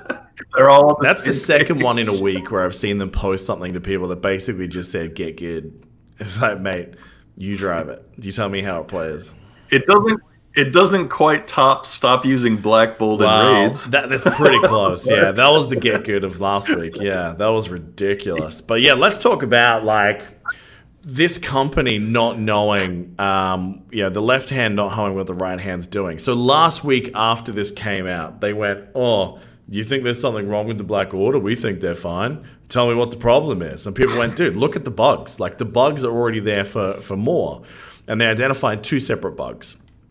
One of which is that the healing is not calculated correctly, and also that they lied about the way that it functions, because the way it was in-game was false, right? And then number 2, and this one actually does suck, and it makes a massive difference to Raid, Arena, and Ultima 7. If the heal for more kills someone, the ability stops dead, and it doesn't finish the rest of the heal procs, which is hugely problematic. So as a result of that, and obviously the passive description being very misleading as well, Old Mate came straight out and just said, yeah, there's some bugs here by the looks of it, and the text isn't great, so we're going to give you a refund. And people were trying to refund it immediately, and customer service went, hey, bro, it's not happening. And they went, what are you talking about? And they go read the blog post. And then people went back to read the post. Sorry, I was on Reddit. Went back to read the community manager's post, which had now been edited, and they went takesy backsies on part of the refund. So they said that you could get refunds on the alt and the passive. And like most people who went hard on Black Order went to immediately refund those two. By the time they got there, they said, no, bro, we'll give you the passive as a sign of goodwill, but no, that's not on offer right now. It's like, dude, you put it in writing 20 minutes ago. What happened in that 20 minutes? This is what I don't understand about Fox, right? Is that I know from being an envoy, like when they do those video releases like Strike Time or things like blog posts, they have to run it by so many people because it's basically a statement from the company. Like people just go, oh, it's just marketing. They don't really have to, check anything. It's just an ad, right? It's like, no, it's not. Like it's an official statement from the company when you post it on the website or those things. There's all these hoops. So when I hear about these things, it's just like a guy goes to posting an official announcement as a representative from the company and has to revoke it. Like, what happened there? Someone ran from the owner of the office going, no, change it. It's not real. Okay, refunded. Yeah. It's like, who told you can do that? They just don't talk. Like, the money men don't talk to anyone except to basically say, make mole money. And then, the devs and the community manager, like, I don't understand how many disconnects this company can have, man. It's hilarious at how incompetent they are. That's it, man. We've got a lot of games being advertised this week about what's coming in the next 6 months, man. And I don't think I've been looking forward to a trailer more in my life. All right, should we get on to the main topic of the week? Yes, sir. All right, I'll let you drive this one. So DD3, you're going to be finished by the time this podcast goes wide. What do you want to tell the folks out there about DD3? Number one, if you don't have Hella, don't do Cosmic because it will be very, very painful. As you will see in my video series that I can finally now start getting more caught up on because I just now did the video on the first Cosmic node, so I'm way behind on that. But yeah, it took me 69 attacks to get through node 12 just because my characters were so slow. I had nothing to speed them up or to slow the other guys down or to put offense down on them. So it was very painful. But yeah, your main characters, of course, we've said it, but we'll say it again. Phoenix for global, Hela for cosmic, Symbiote Spider-Man for city. Then there's some good duos with that. You can do Colossus for global to help her get off her Dark Phoenix special, which is the huge thing, and sometimes her ult. Then for cosmic with Hela, Thor is a great duo with that, but there's also the duo that you found was Thanos and Maw. And then you add Hela into there. Then you add Black Bolt into there. That's going to be very disgusting. So that's very good. Symbiote, and then in City's a lot weaker than the other ones. I've got through it with just Symbiote, Spider-Man, Vulture, and Punisher. Punisher is huge, especially on the last node, because it's like, other than Elsa and Ghost Rider and like Doctor Strange, everyone else is a villain, so you're getting that huge damage boost against like 70% or 80% of the enemies, so that's very nice to have Punisher for that. But really all you need is Symbiote, Spider-Man, and Carnage, and like maybe one other ones. Punisher is the best, but if you can't get him, you can still get it done with Symbiote and Carnage just because that synergy is so good. They like heal the full on pretty almost any attack. It's just so good. Absolutely. And yeah, man, that combo in Dark Dimension 3, I actually just checked the leaderboard because you know how I climbed up there with that team that I built last week? Yep. Yeah, it seems a lot of the Krakens copy-pasted my team for their speedruns this week. So I've been knocked down to, where are we? I think barely hanging on, 9th place. Now, bear in mind, I was 14.95 with me. I think the winner last week was at like 16.7. There is a guy that polished off a absolutely massive 29.64 million on that node. He must have done 2, maybe 3 attempts on the node of death. Oh my god! Yeah, but in saying that, he has if I'm gauging these scores correctly, he must have had a 6 red Thanos, 6 red Maw, 6 red Hela, 6 red Thor, and 5 red Minerva. Yep, that's what it looks like. That's big. That's big. He's had a hell of a run. That's the team I'll be using too. So, because I just have to bring in Maw and Hela. Yeah, man. Have you got Thor at big? He's at 5 red stars, so I mean he's close. That's pretty good. I think mine's like 2 reds. That's the reason I just skipped straight past him. So I'll probably just stick with Black Bolt for now. Like, I understand that like that Thor stun, I can only imagine when that goes off the way you want it to. Like, it must buy you like pretty much a whole wave. Like, it must be so good when that procs the right way. You get the right RNG. No wonder the dude got like 29 million, man. That's crazy. Yeah, it's so good. Even at 5 red stars and other modes like raids, blitz, everything, when his passive goes off, just everything explodes. I can't even imagine him at 6 or 7. Yeah, so, I really wish I had the reds on him. He's one of my candidates for, once I finish knobbing around with some of these other teams, like, who do I want to take up of the current generation? Or do I just want to save my tokens for the next big thing? And he's definitely, like, candidate number 1. But, again, red stars just puts me off. I don't really want to spend all that currency taking him from 3 to 4 to 5 to 6 because it's just so much for such specific returns. You know what I mean? I can't plop him into any team and make it better. You have to have Hela in that team to be able to get the most bang for buck. So, yeah. I mean, he still did good with Loki, but I mean, yeah, Hela will be a million times better because Greg dying so much more, charging him up. But so we do get enough to take 4 characters to 5 red stars after finishing first. Mm-hmm. So I'm pretty much going to do Phoenix, Hela, of course. Let's see. Who's the other ones? So, yeah, Proxima. Well, Proxima I'm going to wait on because I only have 4 yellow on her, so there's no reason to do that. I might take Minerva to 5 just for that extra survivability since I still use her in raids also. As I said, I think she's back, man. I think you got 2 teams for raid now. I think you've got Thanos, Maw, Black Bolt, Hela, Minerva, the same DD3 team that I use. Yep. And then I think your second team probably becomes Symbiote Spidey, Shuri. Who did I have in that team today? Symbiote Spidey, Shuri, Scientist Supreme, still in there at the moment. And then I think this is my one-punch team. So I think I had like Colossus Phoenix or something. And there's a lot of different characters you can plug in there as well. So, yeah, there's definitely multiple raid teams you can build out now. Yep. And I was considering Shuri, but I think I'm going to go with Carnage because he's only at 3 reds, so I'm going to take him to 5. Oh, nice. So I'll have a very good symbiote team then, so that'll be nice because I use that a lot in raids for the speed kill. And Carnage gets exponentially better the more power you give him. It just fuels the engine so much more. Like, I fought a 6 red, 7 yellow one in Arena. He was unkillable. He was healing so much. And that was with, like, my regular offense team. This is before Black Order, of course.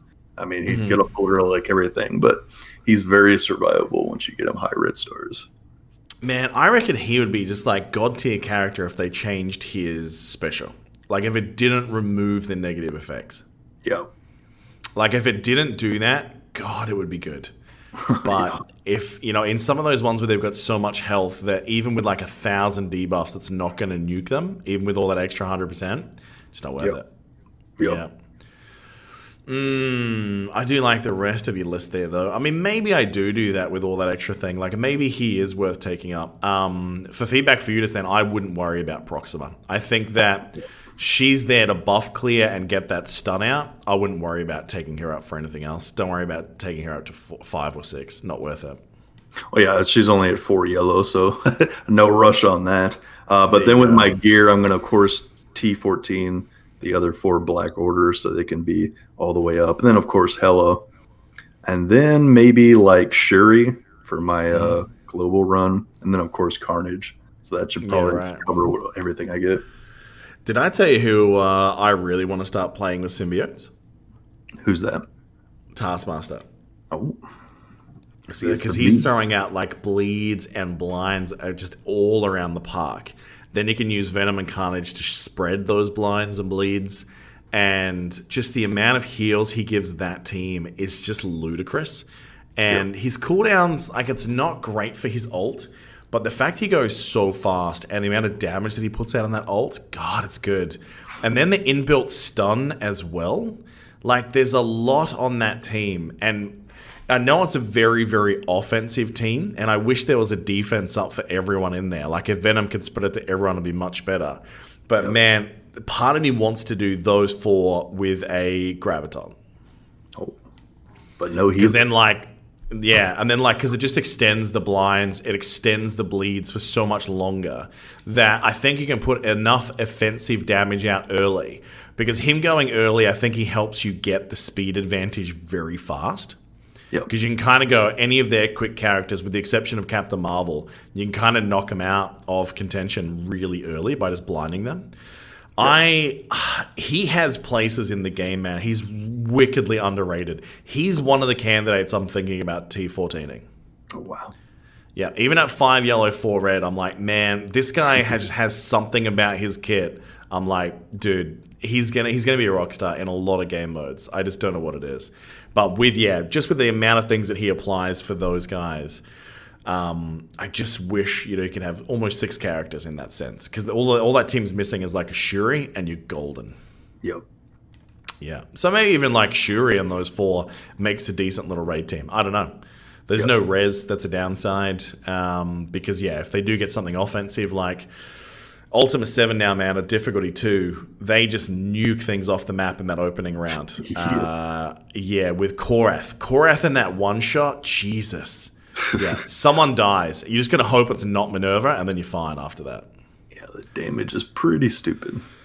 Absolutely. So DD3, I screwed myself so badly with unintentional success in Cosmic. So I honestly thought I had weak stuck in there because of what everyone told me about that node.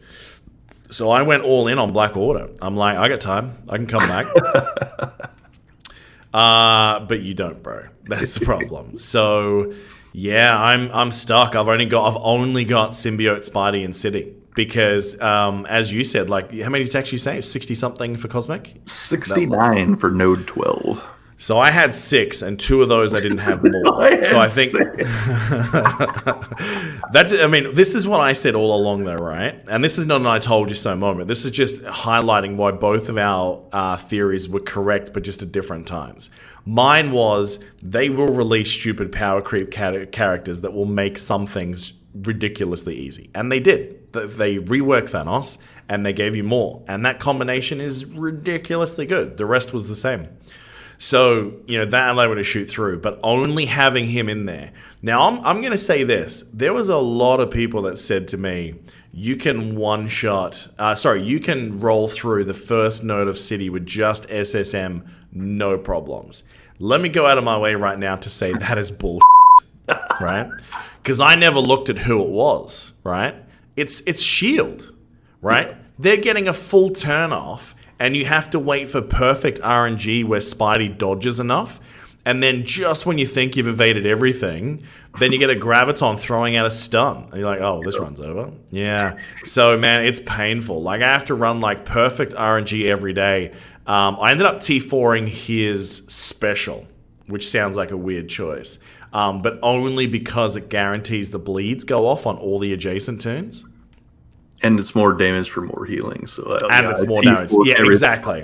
Exactly. So, it's all good, right? I don't regret that at all. But I felt like I had to do it for that node because you needed to get that damage out to as many characters as possible. So I think now I've chipped away at most of the uglies. I think Fury's like one shot away from being dead.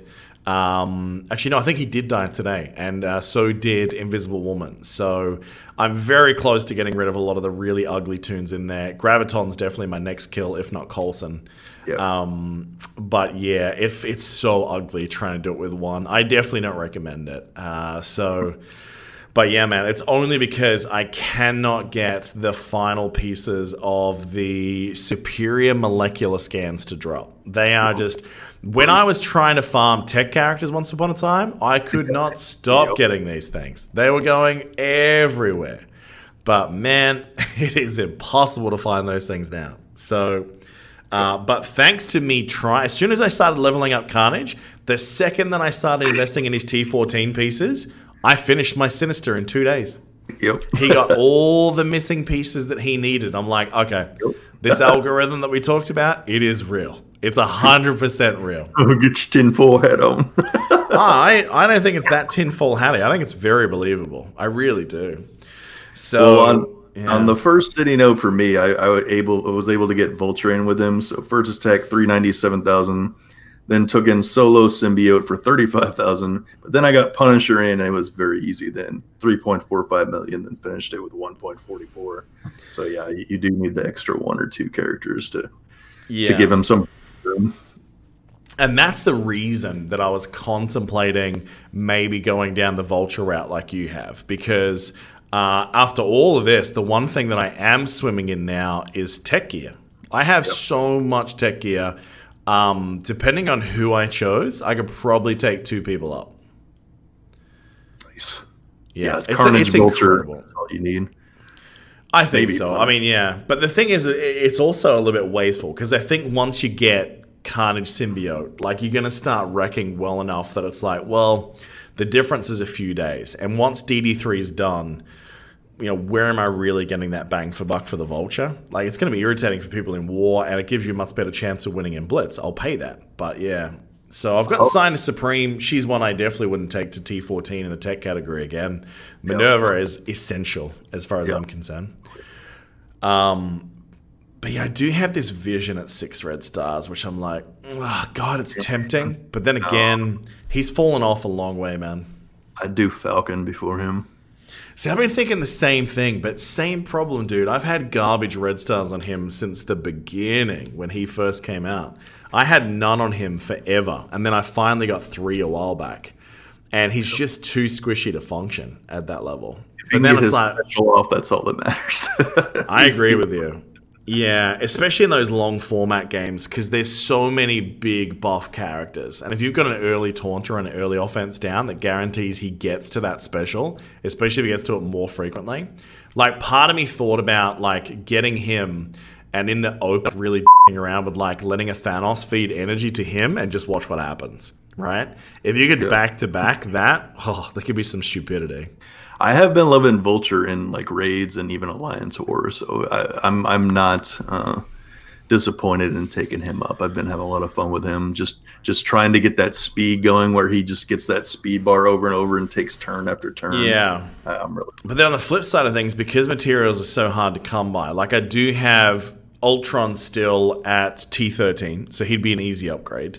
Well, you say that. He's an expensive upgrade, but it's doable, right? Yeah, he's the most expensive. For uniques he is, but not everything else. And then there's Star-Lord, which there's a lot of mess around teams I'd love to use Star-Lord in this game mode. Like, I think that, let's say you got rid of Hela, right, from that team. Because once you've got more in Thanos, Hela's a great character to have, but you don't need her when you're going the more Thanos angle with Minerva, right? You could theoretically park Star-Lord on the other side of Black Bolt. And the amount of ult frequency that you'd be going would just make that team hum. Part of me wants to test that. I just don't know if it's, worthwhile. Or maybe to, like, hedge your bets, maybe you put him in between Black Bolt and Minerva. That way you've got heals constantly, you've got damage constantly, you've got blinds going out more frequently as well. Like, there's a lot that you can do with a Star-Lord, but, same thing again. It's like, where else am I using him? And then, of course, there's Shuri. I mean, I probably should have taken her to T14 up the first time, but because Sinus Supreme was so cheap, I was like, I'm going to do that. And now she's completely fallen off in Ultimate 7. Well, like I said, she makes me have the possibility of a second raid team. I mean, that's the wonderful news. I mean, if I ran Black Order as a solo, which theoretically I could, I mean, there's up to 3 raid teams I can use for Suicide Squads, like 2 Suicides and a main.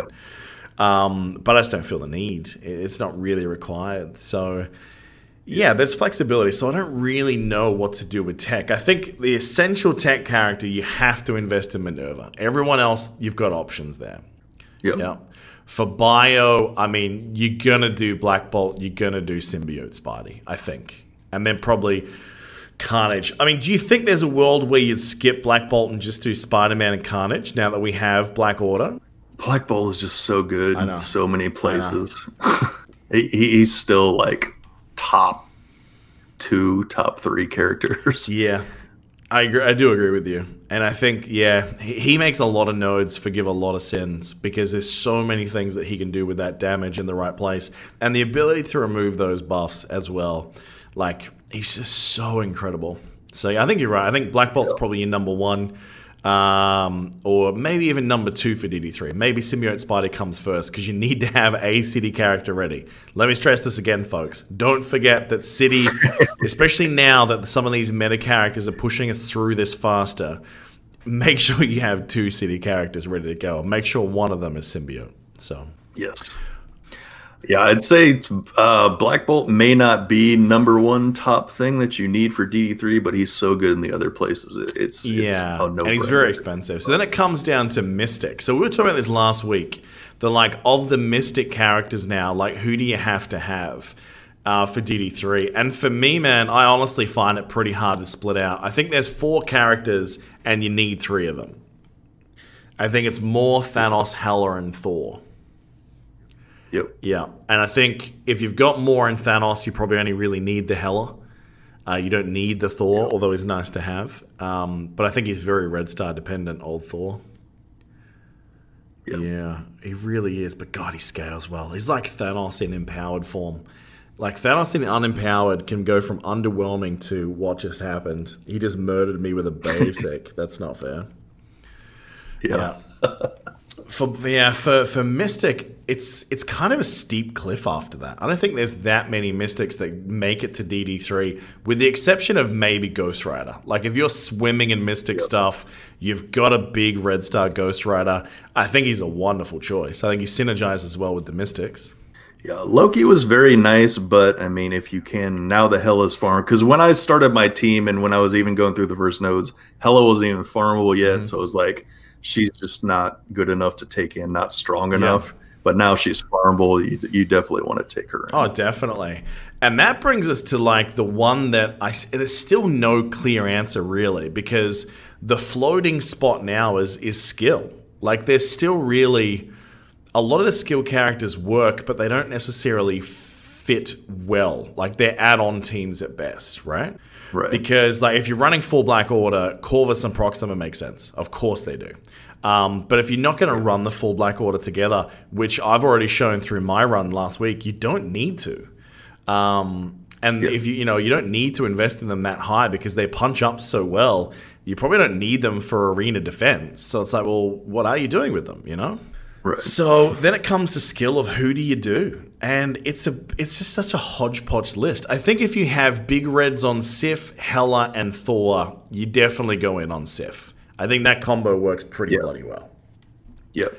Part of me wants to mess around with Taskmaster for the hell of it, because when he does get that ult off, it's a great opening round. The days when he has his ultimate ready to go, Roy, that's a fun day.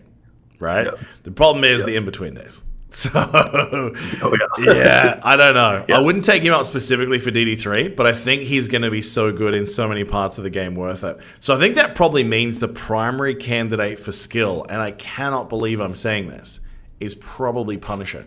Well, Fury also, if you have decent red stars.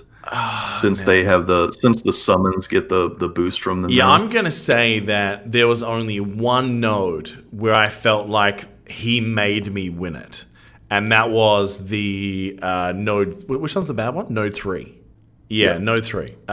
Because, he was able to poke through and get the right stuns in the right place to make sure that I didn't get 2 Iron Fist spawning together. And that was massive. That was really big. Oh, that's Node 7. Node 7, sorry. Yeah, Node 7, yeah. Yeah. So, yeah. I mean, I loved his speed up D up. I used that so much. So I leaned on that pretty heavily.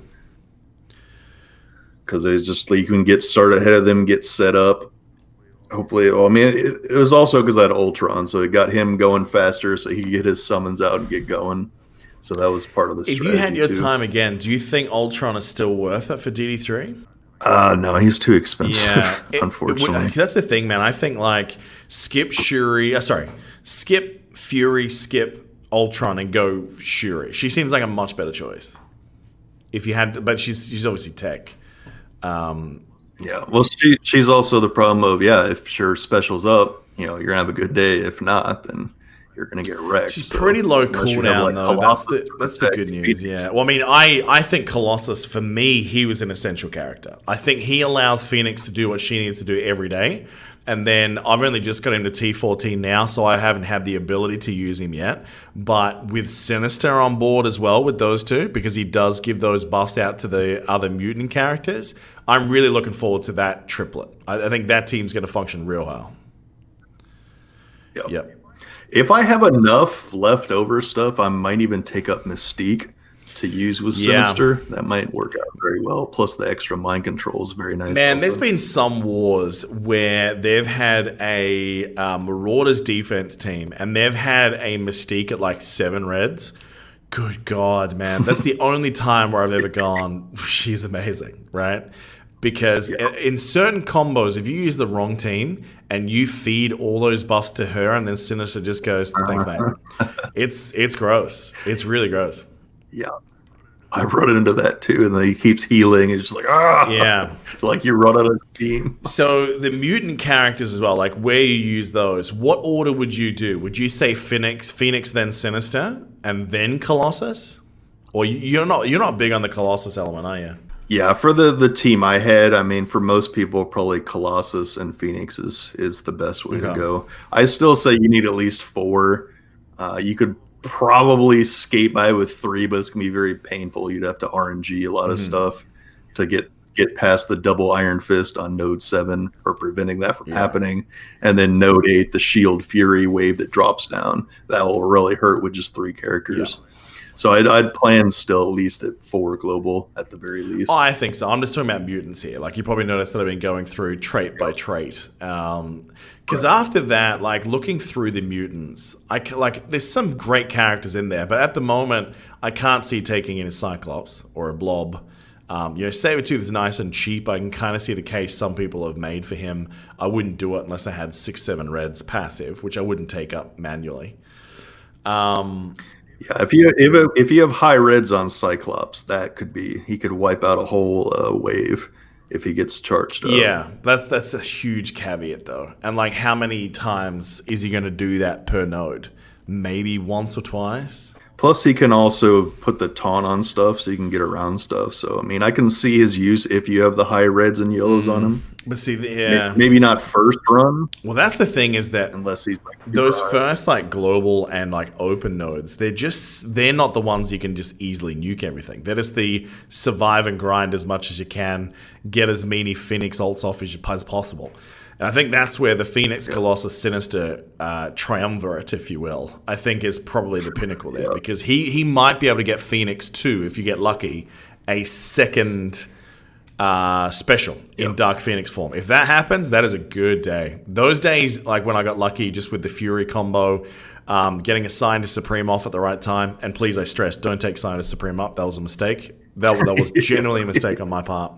I mean, don't get me wrong, carried me for raids for months, but don't do it. I think, I mean, even on the days where I offense down their whole team and got offense up on my team, and then she was allowed just from speed up versus speed down on their team to get to that point, it was massive difference. Oceans of difference. So I think there's some great things. Yeah, plus Sinister is huge because he can give offense up to your Phoenix and whatever he clones. Yeah. So that's also very good. And like you said, the nodes that have like Phoenix and sorry, not Phoenix, Falcon and that. Jesus. Yeah. I cannot wait to do that. I mean, Sinister I've been so impressed with since I got those big red stars. Like, I cannot stress enough. He is like literally garbage tier at like 3 reds, right?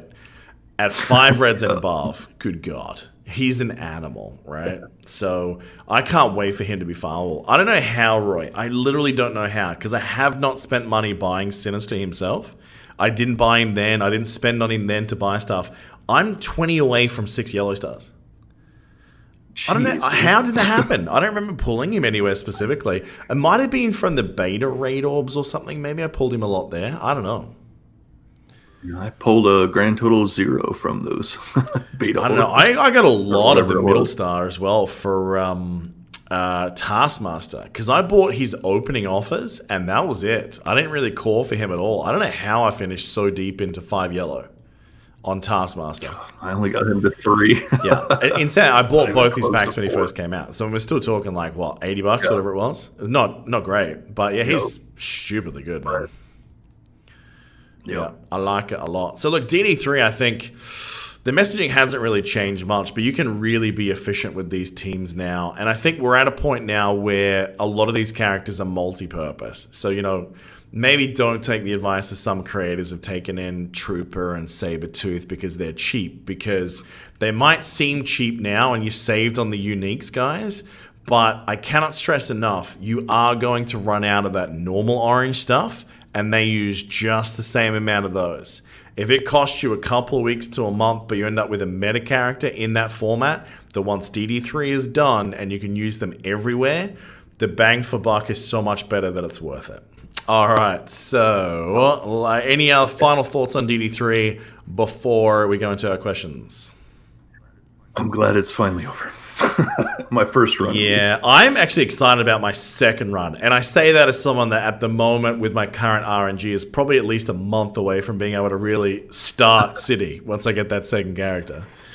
Good God. Yeah. But yeah, man, I'm excited about the second run now that I have the proper teams already. Like that's before I even get the rewards. I'm excited, man. Yep. All right, Hobbs. So with our Patreon questions, guys, we do give priority to them. We do support the people that support us. They have their own exclusive channel. We answer their chats every day. And yeah, it's all good times. So Hobbs is first off the rank. He says, as you both are powering through DD3, can we run a competition to allow 2 lucky viewers to pick the character you have to take to 7 red stars with your tokens? Jesus. I think you'd love a 7 red Mysterio. Chew and Roy could go for a 7 red Nebula or a Gamora to pair with his Thanos.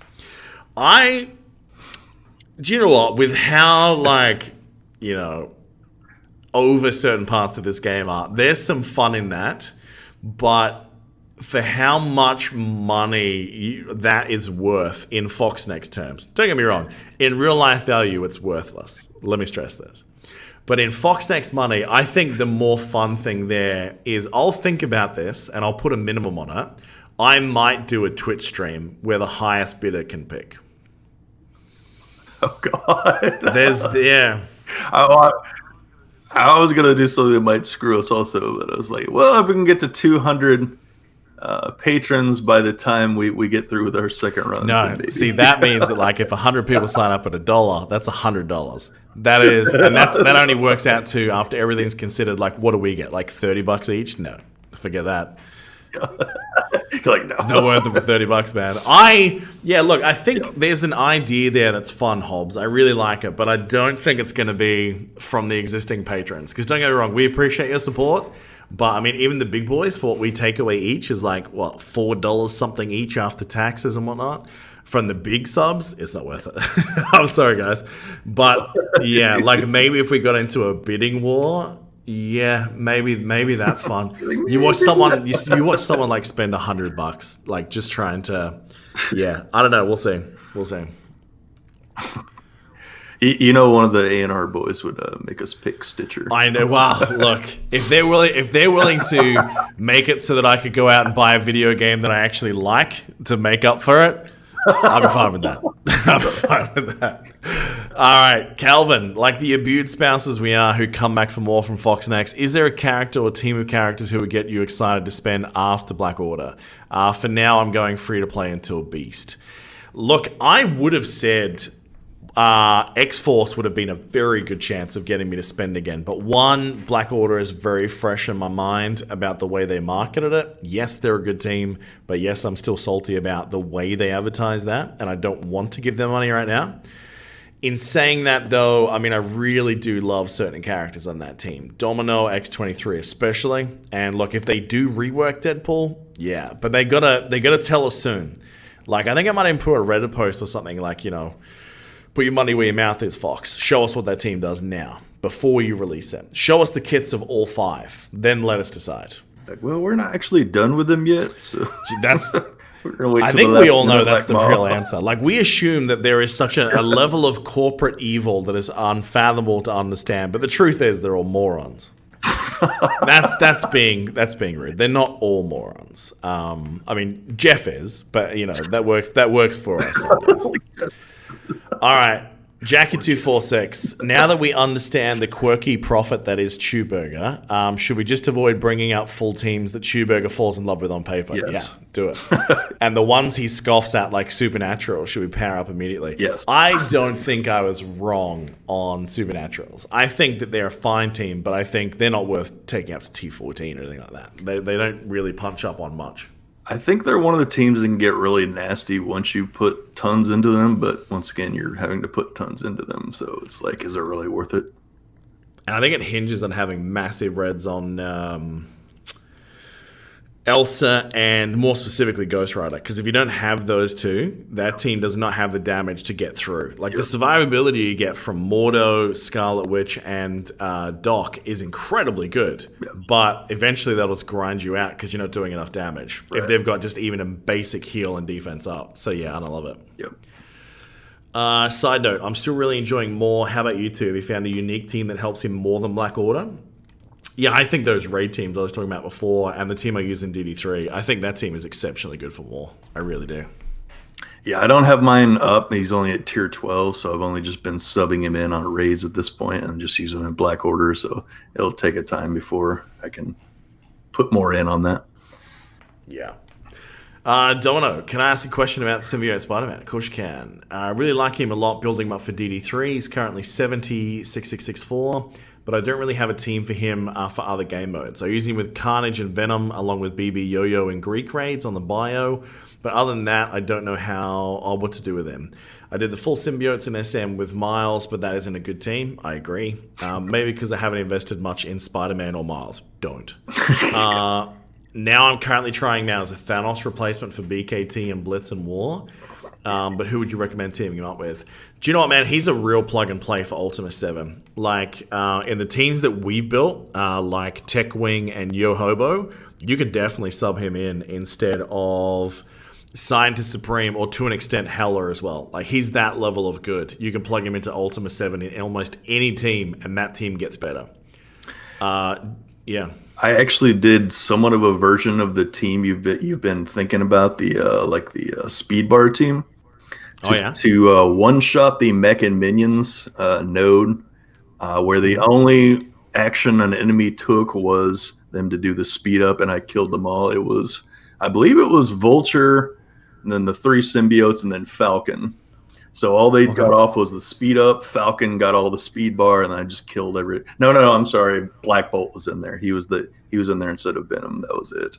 But yeah, that was the only move the whole node took against me in difficulty 2, was them getting a speed up off. I just killed everything before it could do anything. I still maintain, man, that's where I reckon Taskmaster fits in, because he gives you that opening turn that when that first minion goes to take that turn, if they die from the bleed before they get the speed up, that means that you get the speed proc and they lose all their speed advantage, and then it's over. Well, they had no advantage because Falcon goes right after that, and then you get all the speed bar. Then all my team went. Sure. I killed constantly, and none of them took a turn ever. Oh, I don't think it's a bad team by any means. I think it's quite good. Yeah. Who else would you recommend teaming up with him? I don't think he's just one of those exceptional characters that's so plug and play. That's why he's top 5 in this game, in my opinion. I wouldn't stress about who to build around him. I would look at the rest of your roster and say, have I got 4 characters that synergize crazy well, and then pair him with them? So, I mean, he pairs well with a Hela, absolutely. He pairs well, because of his defense down, he pairs up with any damage. He does have a natural synergy, but it's hard to sort of make both of them in the same team because of the fact They both sort of fit the same role, and that's Graviton and him. And it's too hard to take up as well. So Graviton's still one of my theory crafting god characters, Roy, but I cannot find the right team for him, and investing into him to get to that point, I don't think it's worth it. Yeah. I saw some people did take him into DD3 because they must have had high red stars on him, so he probably did pretty well in there. I don't hate it, man. Oh, go ahead. I was just saying, I don't hate him at all. I mean, he's another character that with the symbiotes, man, so good. Like stuns, bonus damage, extending the duration of his stun and symbiote stun. Oh, no, he's not city, is he? But let's say elsewhere. Yeah. He's global, right? Yeah, he's global. But I mean, I wouldn't sacrifice. You can always throw symbiote in with brawlers too, or even just with Miss Marvel. Yeah, that's true. You're only getting what? Symbiote benefiting though. Well, yeah, it's just he's a hero brawler, so I was just saying throwing him in there. So extra assist. Yeah, potentially. Oh, in that normal brawler. I see what you mean. Yeah. Right. Yeah. Fair enough. All right, Big Spartan, do you think that Ironheart is establishing a dangerous trend that being Foxnext now thinks it's all right to make us pay for and invest resources in what should have been a free rework to an existing character, like Vision, and also that it's okay to change the previous version of a team to be less useful once that new character's come out? I think it is, but I think it's more dangerous for the other part of that, in that they deliberately released Hydra with, what's his name? Knowing that they'd built in a hard counter to that at the same time. Like, they already had the counter to that one team who was supposed to be, like, the best thing on defense, really. And then I think a lot of people, when they saw Ironheart, went, I'm not going to take that team past 300. No point. I certainly did. Yeah. Yeah, I don't love that trend, man, for sure. No. All right. Jay Shriver. Hey, fellas, my alliance just started Ultima 7 using Black Bolt, Scientist Supreme, Hela, Yo-Yo, and Shuri, and it's gone well. But a few of those tunes are a bit underpowered. I know you need a T for all of BB's abilities, and I'm definitely planning on doing Hela's ult and probably SS Special when I get the mats. Beyond those, anything else you view as an Ultima 7 must-have on these 5? I think Hela's passive has a lot to do with the turn meter manipulation, doesn't it? I do not remember offhand. I'm going to double check now. I'm pretty sure her passive, it's not her, I'm positive it's Greg. So she gets more healing back. Let me check out Greg. Hello, where are you? No, it's just the health. Why did I do that? I think it's just for the amount of health she gets back is why I did it. Yeah. I think depending if you've got a monstrous Hela, then all of them are good. But yeah, you're right. The ultimate's definitely the best for that particular game mode. And then it's just more max health, and then extra turn of disrupted on the special. That could be good in some spots. It is, yeah. In the right teams for Cosmic, though, like, you're kind of blowing things away before that really matters. And her cooldowns are coming up enough that I use that surprisingly less than I did in raid environments. I think that's just the nature of a lot of the Cosmics. And also, because of the resistance on some of those, that didn't stick a lot either. Yeah. Okay, so you can wait on that. Yeah. Or just skip it all the way. Yeah, I think so. Yeah. For Ultima 7, if you're still using that team, I definitely say like the SS Special if you're going to continue to use that. But again, like, you can probably sub in if you've got a decent symbiote Spider-Man to get Scientist Supreme out, and that'll just save you investing more T4s there. So I would say, probably if you can avoid having to do the SS Special and use someone like Symbiote Spidey, do it. Otherwise, just wait. Yep. Would you say Yo-Yo's basic needs to be done to guarantee the assist? I do. Yeah, if you're using Yo-Yo, I think it's so important for that particular squad, for sure. Okay. Yeah, and then Shuri, the only one. I mean, there is something to be said about... Yeah, if you've got a lower Yo-Yo as well, the passive for the focus is not bad. Yep. All right, Snorlax Hunter 64. We're going to choose one of these two, Roy. Every apple in the world is replaced by a live grenade, or every ant in the world is now the size of a mouse. It has to be A. Yeah, B would be like horrifying. Not only that, I think with the amount of ants in the world, there's some statistic I remember reading years ago that like the portion of the Earth's current mass equated to, like, if you added up all the weight of the ants in the world, is a shockingly high number. right? If you converted every one of those ants into the size of a mouse and they got the weight increase according to it, I have a feeling you would actually change the gravitational pull of the planet, right? I think there's repercussions there you haven't thought of. Sure, every apple in the world might punch a few holes out for a couple of days, but that's a one-time experience, and then we all forget that apples were a thing in 3 generations. Now, by a live grenade, does he mean it still has the pin in it, or it's going to explode when it changes? Either way, it's a more manageable experience. I think you can keep people away from the apples. Yeah. Whereas ants, man, like if they keep their carry strength as well, and that basically goes exponentially with the size increase, yeah, we're in trouble. Some of these questions, man, it would make a really fun game, though. It's like, what do you choose? And then you have to deal with the consequences. Well, that's always been a game. I mean, Australia, that game's always been called Poo for an Eye. I don't know if you've ever heard of it. Yeah, it was always like, because that's always the first part of the question. It's like, would you prefer Poo for an Eye or, Okay.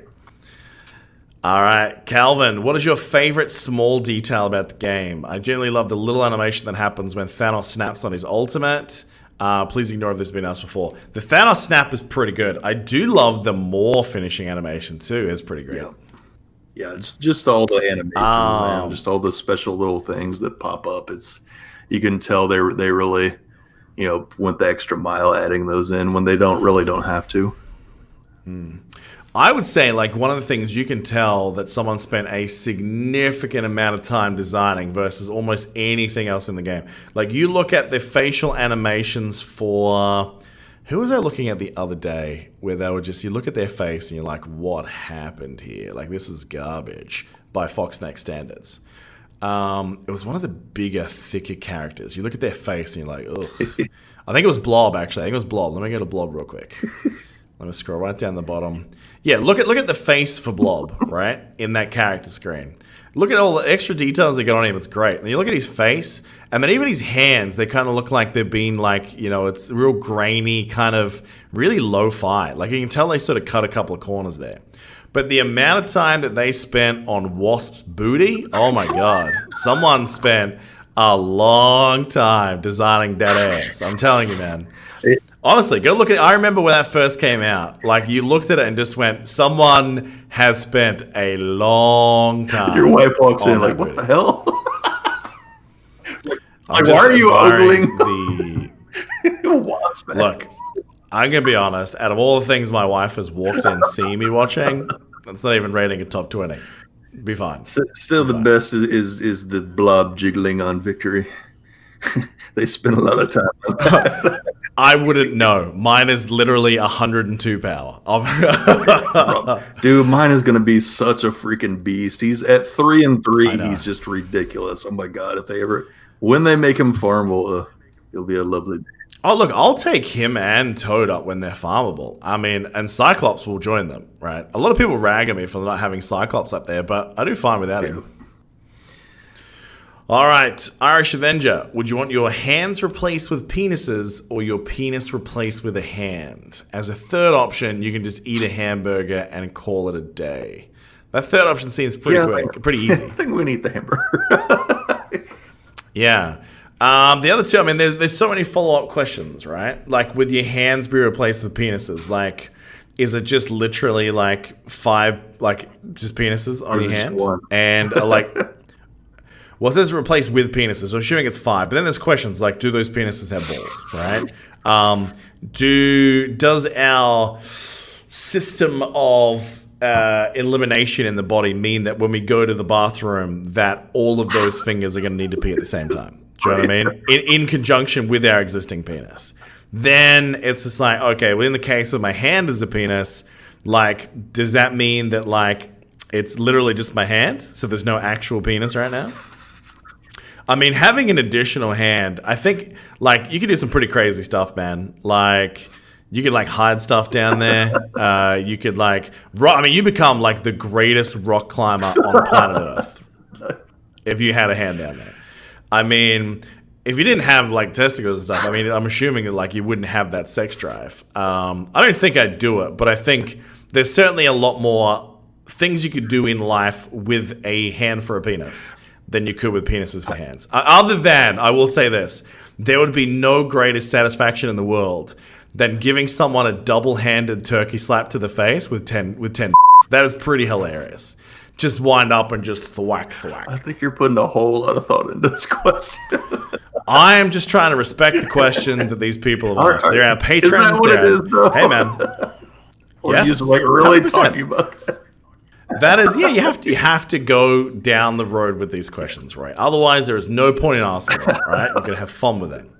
All right, bonus question. Would you rather have your wife or girlfriend devsplain to you what you're doing wrong in bed, or have your least favorite person in the world forever do color commentary while you're partaking in said bedroom activity? It would definitely be the partner devsplaining, for sure.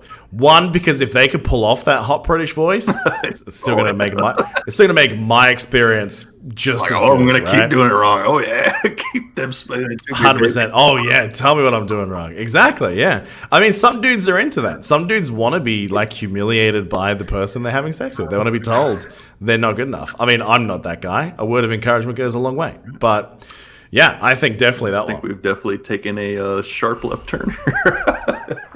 I'm just going where the questions lead us, man. All right, Danelle is asking a question to you specifically, mate. How would you find a daily tracker of defensive victories in Arena, and why do you think this doesn't exist? How useful? Yeah, it'd be very useful. They aren't going to do it because they're not going to make any money off of it, and it's not going to benefit them at all. It would just be something nice for us.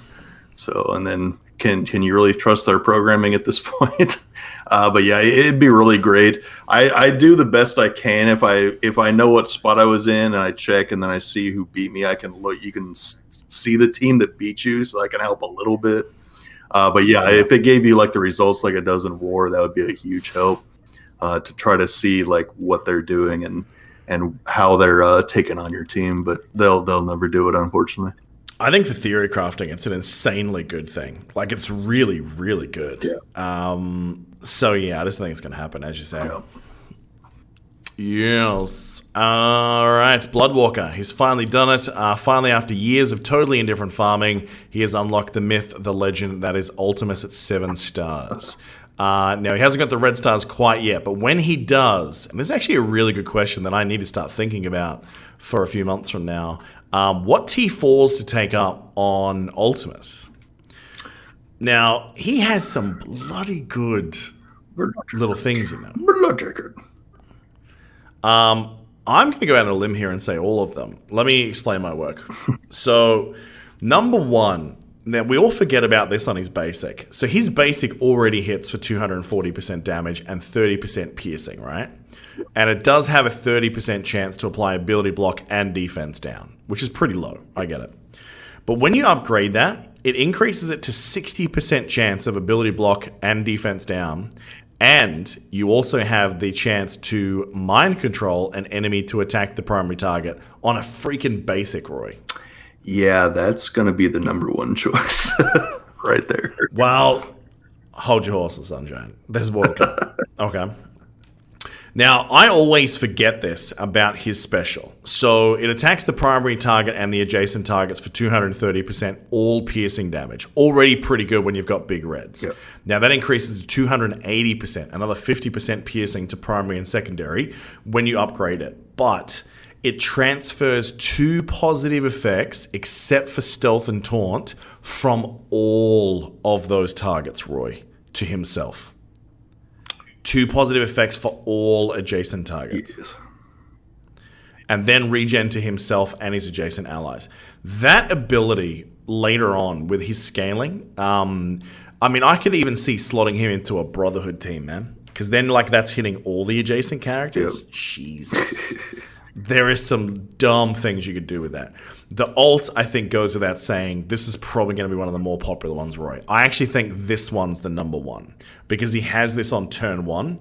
If the target has taunt, gain offense up for a turn, attack the primary target for 310% damage, which goes up to 370% damage, and then bonus attacks for, with the T4, 290% extra damage per positive effect on the target. Oh, God. It's a ludicrous amount of damage. Like, there is none of the tank characters in this game that survive that when he has 5 reds. I honestly believe this. Juggernaut's dead. Colossus is dead. Cull's dead. Everything's dead. Everybody's dead. Blob. Any massive buff team is dead because he just punches a hole through them. Yep. And then even his basic, even his passive, like, it's not the greatest, but an extra 5% block chance doesn't sound like much, but I would do it. And if you're using any Kree with him, and you're probably using Korath, right? Yeah. Then he's going to get another 10% block chance per non-minion Kree, or 5% block chance with every... wait, what? That makes no sense. Yeah, it's like you get more for having non-Kree. No, it's the same... Wait. Non-minion Kree. That's the same thing. It's stacking. That's really silly. Oh, okay. Yeah, I need to get some clarity on that. That text has changed. It's broken because I thought it was 5% for non-Kree allies, and it was 10% block for non-minion Kree. Do you know what I mean? I thought there was more. Is the way they changed it. The way that reads makes no sense. Yeah. Okay, maybe don't do the basic for now. Just wait. Just wait until they inevitably go, oh, we didn't mean it like that. That's not what we meant. We're going to change it. Yep. I would say alt special passive. Alt special basic passive would be the order I would do it. But I think definitely alt special basic. T4 on the passive. I don't hate it, but you could probably skip for now. Yeah, wait on that one. But the other one's definitely... going to be unless he's in a Kree team. In which case, if you got him and 2 other Kree, yeah, go for it. Yep. All right, another question for you, mate. From Domino. Big Roy, can you tell us any more details about the Big Roy Awesome video game? And do you need any NDA signed help, as some of these people are coders? I don't need any help right now. It is like a old school retro RPG, like Final Fantasy, like that. But you can have up to 8 characters on the screen at the time, so it's bigger than like just the 4 or 3 that they used to do back in the day. I wanted to have it be more like a raid kind of thing. You can actually download the early access version of it on BigRoyAwesome.itch.io. That's free right now. And then eventually, when I get it done, then it will be for money. But you can download the early thing for free now to check it out and let me know what you think. But yeah, it's kind of like a weird hybrid single player, but it has like MMO elements where it's like you're getting this raid team together to take on big raid bosses, kind of. So, and then a lot of humor, fun stuff, dialogue. I've gotten a lot of great feedback on the dialogue that it's good and funny. So yeah, go check it out. Good times. All right, Commander Iceman, character releases via Blitz are painful. Oh, how did we not talk about this? Yeah. 103 million, did you say? Yeah. I mean, I guess it's probably as well we didn't talk about it because we're banging an obviously broken drum. I was still Hulk too. Yeah. Wow, 103 million. Oh, you know what? The average scores for everyone else was way down. Yep. Like 66 mil for number 2. Yeah. This guy spent so much unnecessary money. Yep. For that EP milestone. He wanted to hit the 100 million. Dude. I mean, he did say that when I was trying to set up that interview with him, man. But still, what a choice. I'm actually thrilled that all the rest of those... I'm hoping that everyone looked at those god-awful predictions that have been out there for a while and went, 100 mil, eat a I'm not going to subscribe to that. And everyone just went, let's just turn it down a little bit. Because look how consistent everyone else's score is. Yeah. 66, 64, 64, 64, 63, 62, 62, 62. Right? The rest of the top 10 all make sense to me. That number 1, oh my God. Way. Yeah. Anyways, that's nuts. So Foxdex won't release characters via raid anymore because they can't monetize them, says Iceman. Do you have any suggestions for alternate release methods for new characters? I still think they should come back and do a raid, but I think that there should be other caveats. Like maybe you release the character via raid, but their red stars go through an orb or something, and that's what people are buying. Like trying to once you get enough orbs, you can open a 1 red star. Once you get enough orbs past that, you can open a 2. Maybe you can introduce some sort of mechanic like that. Yep. The old milestones they used to have for Krakens was pretty good as well. Like if you released a character via raid and then you had like insanely good rewards if you immediately took those characters up and spent T4s and took them to T14 and all that crazy stuff, you definitely get whales investing all their kit in them, and they make money that way as well.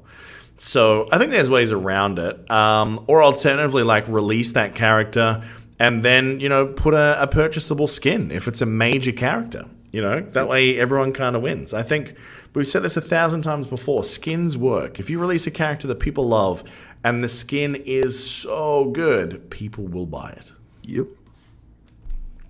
What about you, mate? Any other suggestions? I mean, the easiest way, just change the daily missions thing from Wolverine to the new character. Mm-hmm. That'd be the easiest way. It doesn't take any programming. Just switch one thing. I will keep mentioning this until they do it, is add in the send characters away on missions, and then that could be one of the missions you go on to try to get shards for the new character. Because that was in the Looney Tunes one, where you get the shards from sending them away. That's right. I forgot about that. All right, Bloodwalker. I realize it's been a couple of weeks since I publicly harassed Chew about his somewhat derailed plans to work out. Any progress? So I was going pretty great when I was on holidays and had that spin bike rented. And on about the 4th day, I was pumping out a really decent hit session. And I felt a little bit of a twang on the left-hand side of my knee. I was like, ooh, that shouldn't be there. So I'll back off and I'll just, and I woke up and was quite sore. And it has definitely popped something. I don't know what it is. It feels like it might be like maybe MCL or maybe even like a lateral meniscus. I don't know. I've tweaked something. The problem is all the physios here, we're still not allowed to go see them. So I haven't been able to get that sorted. In saying that, I have found a local PT that I like the sound of. I'll be starting up with him very shortly. He has a vision of getting me back into things very, very slowly, which I think because it really has been so long. I mean, I've made so many attempts in the last couple of years where I'll lose a lot of weight very quickly. I'll injure something because I'm obviously trying too hard to lift like I was 4 years ago before I had that big injury. And I think this is the right way to go. So we've already done an analysis where he basically looked at the way I moved and went, yep, you're broken, son. And then he's writing me a program. We're going to run through that over the next week. He's going to come out to our place, make sure I'm doing it all, and then he'll leave me to my own devices for a couple of weeks. And then we'll do another one with bonus exercises, blah, blah, blah. But the main issue at the moment is cardio is going to be nearly impossible without access to a rowing machine because the gyms are still shut, and no physio to help me go, well, okay, this is what you've done to your knee and this is how to fix it. So I think it is just the toll of carrying that much weight for the better part of a year now. I think it's just too much for the frame to handle at that age. So and getting need to sort it out. Oh, of course. That definitely plays a role. So Bloodwalker, second part of that question. Taking Fox Next history, what do you think the next unlock team for a legendary will be? Double down on Black Order or X-Force? I can see either one. I think it's X-Force is the better call there because Black Order, being as dominant it has been on offense, a lot of people are going to want them. And more importantly, they're more achievable to get. Thanos and more are more achievable to get than you'd think for the second rotation. I think there's going to be a lot more people that will have that on the second rotation than we had for Phoenix, let's say, Roy. Just because of the nature of the way they did that. Yeah. Well, I can see them going down the road wanting to continue the you need a legendary to get this legendary to get this legendary. So I can see them doing that. But the thing that makes me think they might not do that because they're already doing offers for Corvus and Proxima to get more shards. So I'm thinking maybe they aren't going to do that. They'll probably go with X-Force since they're going to be the new team. Well, I think you're going to have spending fatigue. Like, I mean, when you have you roll from things like Inhumans to Black Order and you had Hydra in between and even Mercs to an extent. Like, there's a lot of spending there. And then people are saying, okay, well, this is a war offense team. And the reality is for a lot of those major alliances, this is not a team that they need. Because there's not really any defenses that they can't beat at a particular level. And we're gonna try and get into the Kraken's head here. This is a team that in many cases it feels like you could skip. Yeah. It really does. Like, until we see more of the kit, maybe that changes. But for me, as someone who has Black Order, that's the nuke team now. Like, it was X-Men. They were the ones that could beat anything. Then it couldn't quite guarantee a victory versus, let's say, some Merc squads and some Hydra squads. X-Men by themselves couldn't beat. Yeah. But then, because we can pull Ultron off of defense now, because he doesn't really do well there because of Black Bolt, you can kind of plug him into any of those teams and he was fine. So, war offense, I don't know that we really need right now. I think it's a very skippable team on paper before we even see the kit. If some of those characters have things that carry over into other game modes, maybe I'm going to change my mind. Yep. But without knowing those kits, man, I cannot see myself at this stage going anywhere near as hard as teams like Black Order when I can't see the finished puzzle. And it's something we should all be making more noise about. If you're going to release synergy teams, show us what the synergy is now. Not at the fifth character. Show us now. Yeah, hopefully. I don't see it happening, but hopefully. But I mean, it usually happens every time you skip a team. Like, that's the one they pick to be used for the legend. With me specifically, yeah. They've only ever done it twice, and they rolled to be legendary. So are you going to skip the team so I know to go for it? Yeah, it was Sinister, and it was the Sinister Six and Spider-Verse. That was the one, I think, wasn't it? Yeah.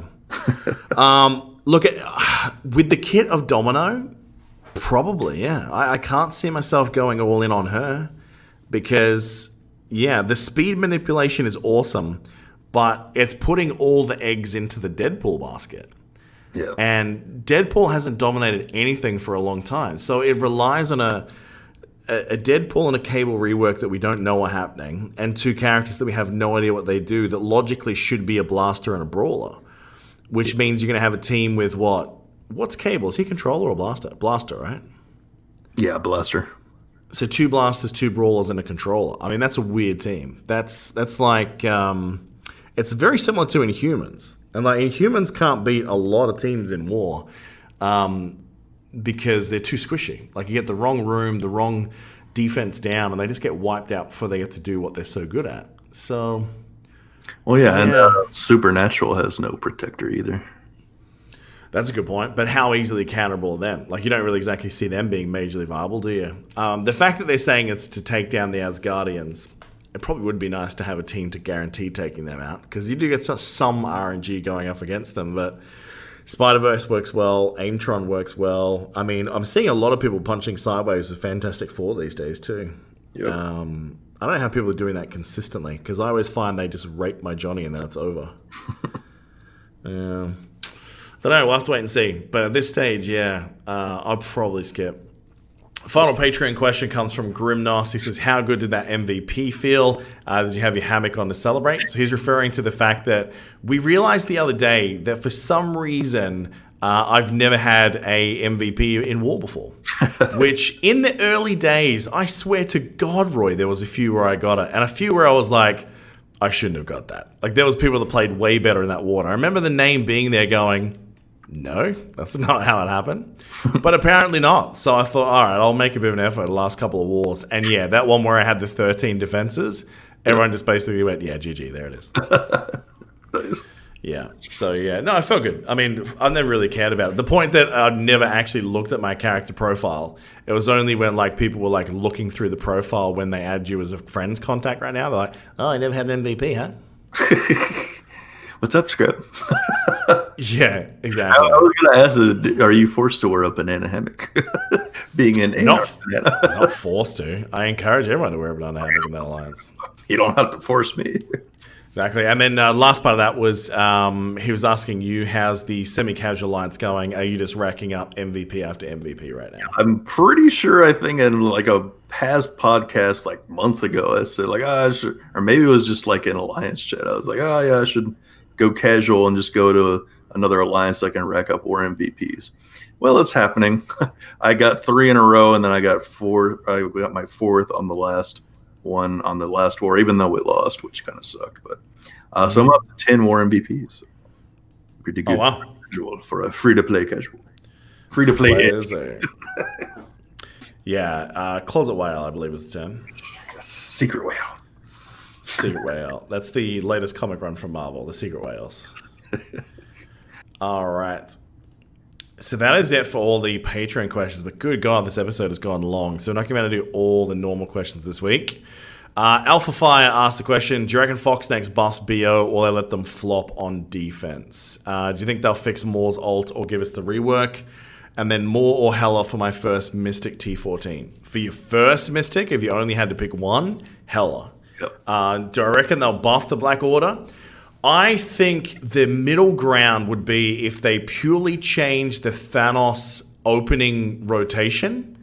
I think that's enough to solve that problem. And I don't think they become game-breakingly difficult to beat. I think the existing meta can still beat them. They're just not as brokenly bad as they are now. So I think that meets the middle ground on giving you a team that's more competitive. I'm not going to use the word dominant because I don't think they're definitely not going to do that. They're not going to make them what they were supposed to be. But if they did that, that should be enough. Yeah, and fix the maw bugs. Then it should be good. Yeah. We'll have to wait and see. So Cousin Jack, I'm a non-spender but managed to unlock the whole Black Order. Congrats. As they've been found to be poor, should I bother to gear them up? Dude, definitely gear them up. I mean, they're good in every game mode. It's just that if you're looking for an arena team that's going to attack and hold well, so you only have to pick 5 characters to do that, that's not that team. Yep. Star-Lord, regarding Black Order, we've all been catfish, should have swiped left. What are recommendations for T4s for Moore, or should I hold on? Look, Moore's great. You're going to use him in multiple game modes. Do everything but his passive. Only do his passive if you're using full Black Order. Otherwise, don't worry about it. Yep.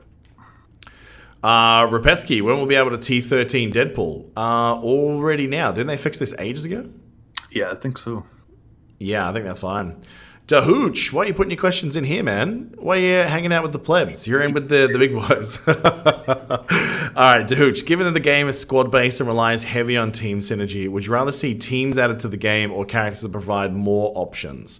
Look, I think the community as a whole certainly made themselves very freaking vocal that they don't want synergy teams anymore, right? Yep. They just don't want them, especially for Arena. Yep. So I think for the health of the game, they're probably right. But as far as I want to play X-Men together if I'm running an X-Men squad. I want to play the Avengers together. For me personally, I'd much prefer to have synergy teams sometimes be the thing and sometimes have randos be the thing. What do you think, mate? I think the best of both worlds is characters that have synergies with multiple teams, so then you can mix and match and make all kinds of stuff.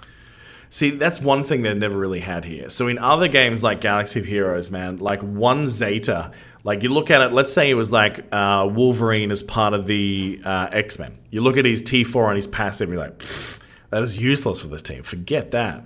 But then you look at it and it's like, well, if I plugged him in with the Avengers, actually it does a crazy thing that makes them incredible. So you used to see like Zetas, which is like the T4 equivalent over there, make these really weird hybrid synergy teams that were perfect. Like, Jedi Training Ray with BB-8 and R2-D2. Like those three you could kind of take with a lot of different characters and make this just insane build over there. They don't do that very well here, unfortunately. It's either all one team or the character's good standalone and that becomes your arena team. One or the other.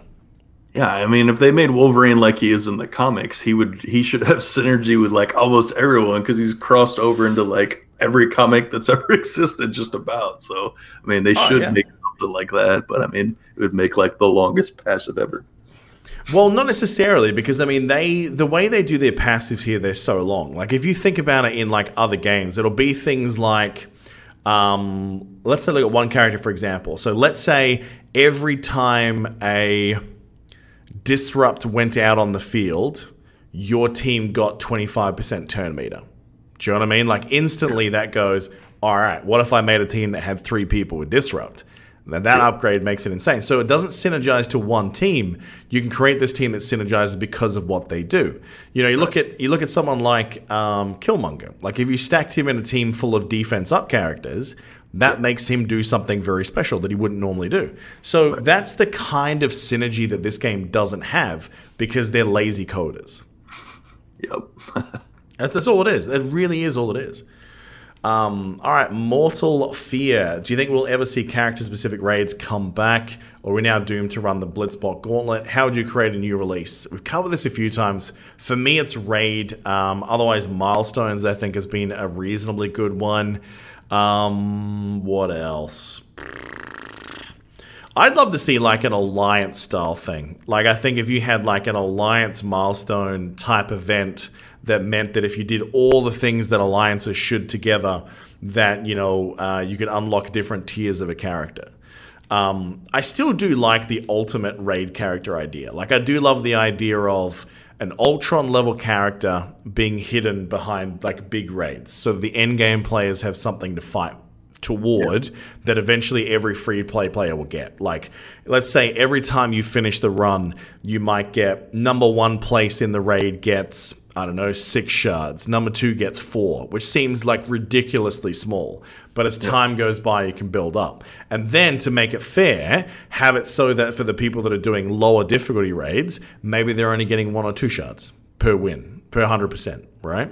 So that way everyone's working towards it. The whales get there faster. They're still spending their money to clear it faster, blah, blah, blah. But it's good for the whole community. And it's progression that you can target. It's not randomized and is not hidden behind randomized money. So that I do like. Here's another fast and easy one. If you're listening, Fox Next, you can use Ultimus credits for shards. Oh, God. How good would that be? Oh, yeah. What a waste that all feels like now. And let me clarify, Fox Next never listened to this show, even when we're on good terms. Yep. Yes. All right, Magic Brony. I pulled 6 red on crystals. Should I try and bring it up for DD3? No. Also, the Devsplaining voice was hilarious. I'm glad you enjoyed it. I hope you enjoyed this week's installment. Valhalla. Hey, guys, want to take a skill character to DD3. Options are a 6 yellow, 5 red Taskmaster or a 7 yellow, 5 red Punisher. Who would you take and why? I would say Proxima, but I'm also bringing in more, so she kind of lost the spot. I personally right now would probably say I would go with the Punisher. What about you? Yeah, because you don't really need Taskmaster for global. You can take him in for the second run if you want to and then use him other places. But yeah, Punisher is going to make City so much easier, boosting up your symbiote Spider-Man with the extra damage against villains. Yeah, I agree. I think he's just, right now it makes sense. Taskmaster, don't get me wrong, I literally said before, I'd love to play around with him. If he was City, wonderful, but he's not. Yeah. So, deal with that as you will. General Galvatron, now that Ghost Rider will be farmable, where would you rank him amongst the City DD3 characters? Again, top 5. Yep. I think SSM, Carnage, Symbiote, probably Ghost Rider after that, really. I'd say Venom, since people one-shot at the final node with the 3 symbiotes, so I'm going to put him up. Did I not say him? Oh, sorry, I thought I said all 3 symbiotes. Yeah, sorry, my bad. Oh, yeah, I didn't hear that. I thought you said 3rd for Ghost Rider. But my bad. The problem with him, he's Mystic, and you need all the good Mystic characters in Cosmic, so you're not going to have enough for him, unfortunately, for your first run. Maybe not on your first run, yeah, exactly. Second run is probably not a bad choice. Yeah. Smedley. Now, Ultron is the only character who's unable to get red stars. What way do you think they should release red stars for him? Red stars will bring you back onto the limelight for about 5 minutes.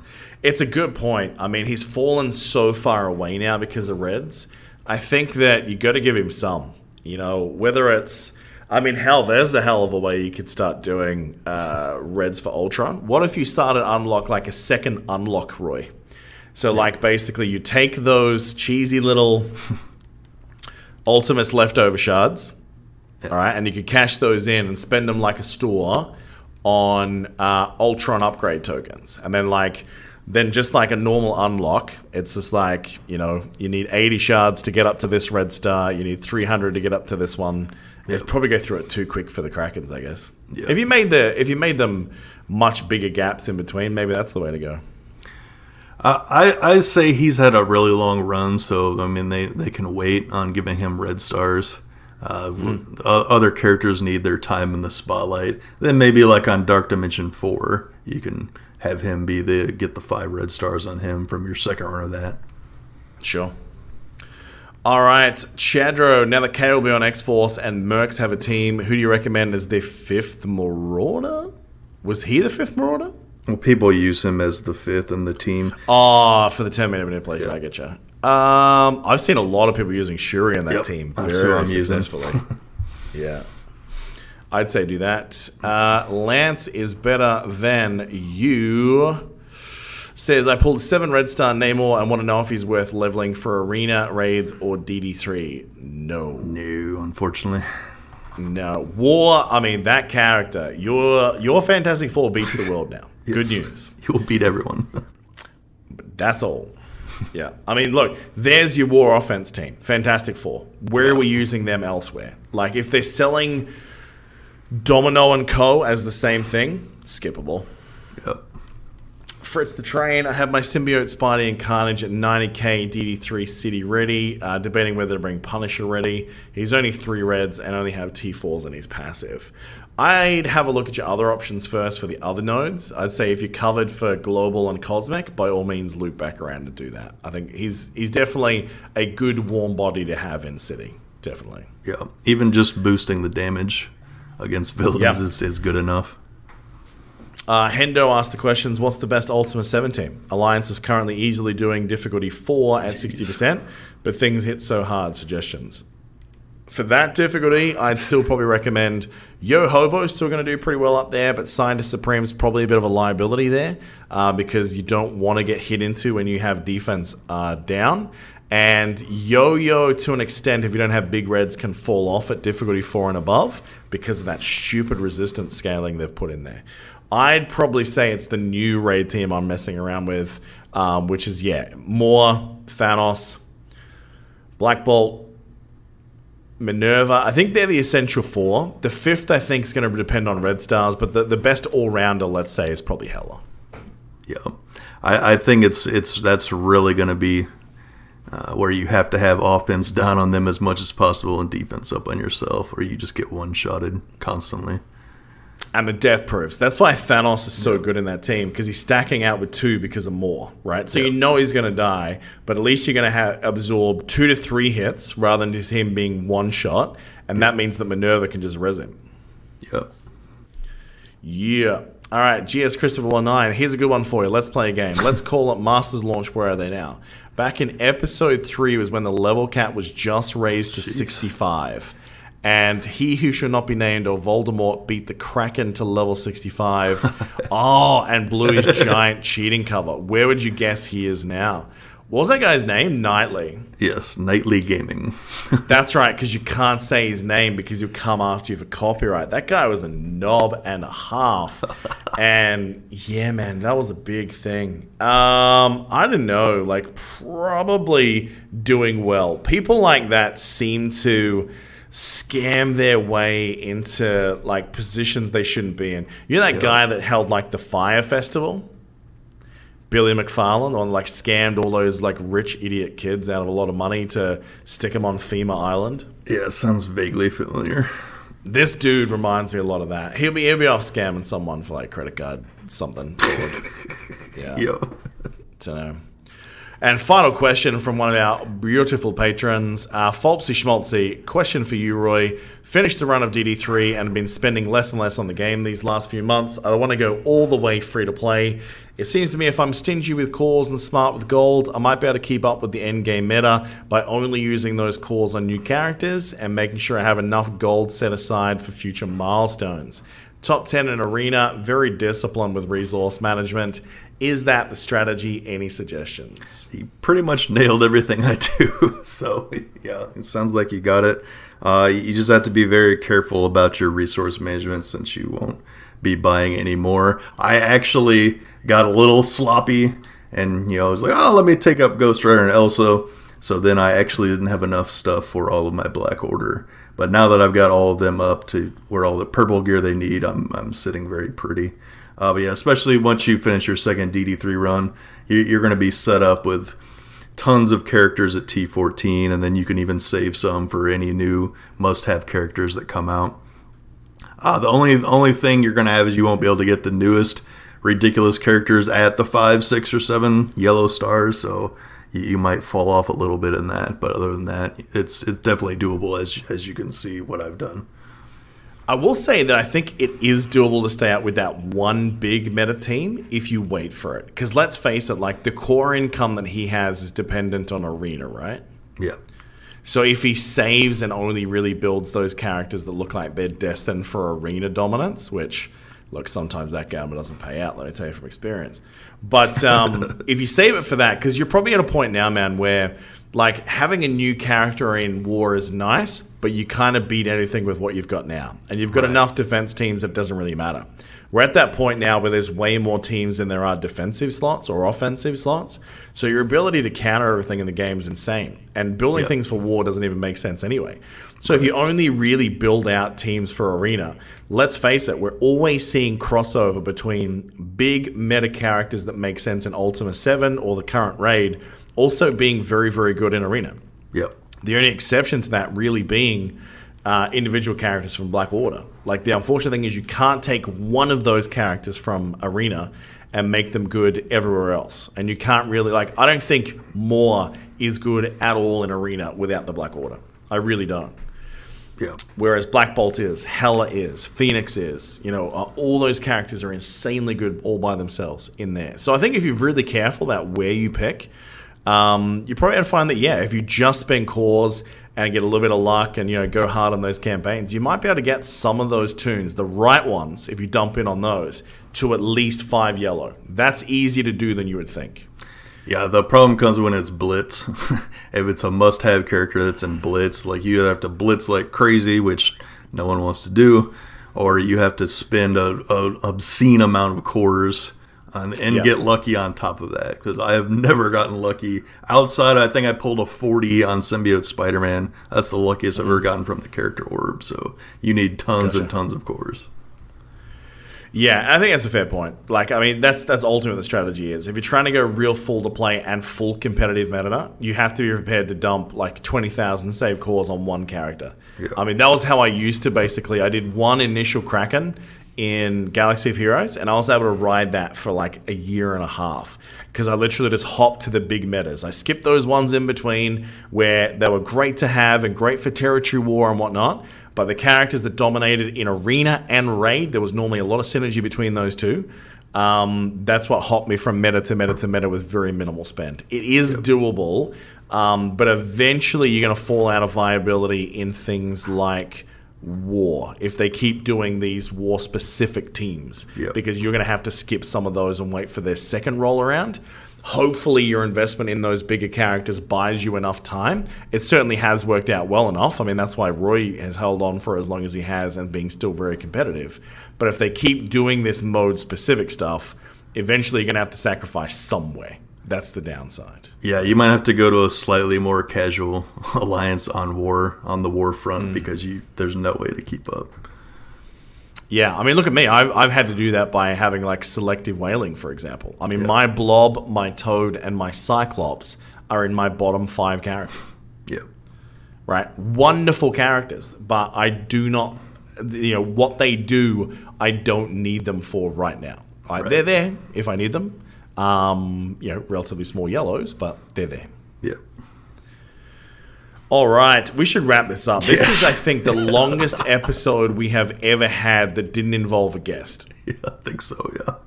Yeah, the run sheet wasn't even that big today. It was just that there was obviously DD3 was the topic. There's so much to talk about. Yep. Very good. All right, if you have enjoyed this episode, folks, make sure you head on over to the Apple Podcast and leave us a review. If you do leave us a 5-star review, it really helps the show, and we will read out your review at the top of the episode next week. And if you really, really like the show and you want to help us keep growing, help us make this sound better, edit better, if we're getting paid more, that means maybe we can think about longer episodes like this because, we can justify that time. I mean, it is nearly 10 to midnight here right now, folks, so I really got to get some sleep. Head on over to Patreon, www.patreon.com/SFMOL. And hey, look, if you can't do either of those two things, tell your friends, folks. Share the episode. If they're playing this game, tell them to listen to us. You know, maybe tell them to slide into our Discord and just say, hey, such and such sent me. That sort of word of mouth carries a long way, folks. Like, we believe we have a pretty good understanding of this game. A lot of people don't find us. Like, you ask people, who do you know in Marvel Strike Force? Our two names don't come up very often compared to the bigger guys. But yeah, look, we do what we can. Roy, that's it for me. Take us on out of here. Is that BigRoyAwesome on YouTube? I'm just going to be doing YouTube for a while. I got too much going on to really stream anymore. So I'm just going to be focusing on YouTube. Try to get my DD3 videos finished for that first run. So that's going to do it. Thanks for listening. Until next time, stay tuned and stay awesome.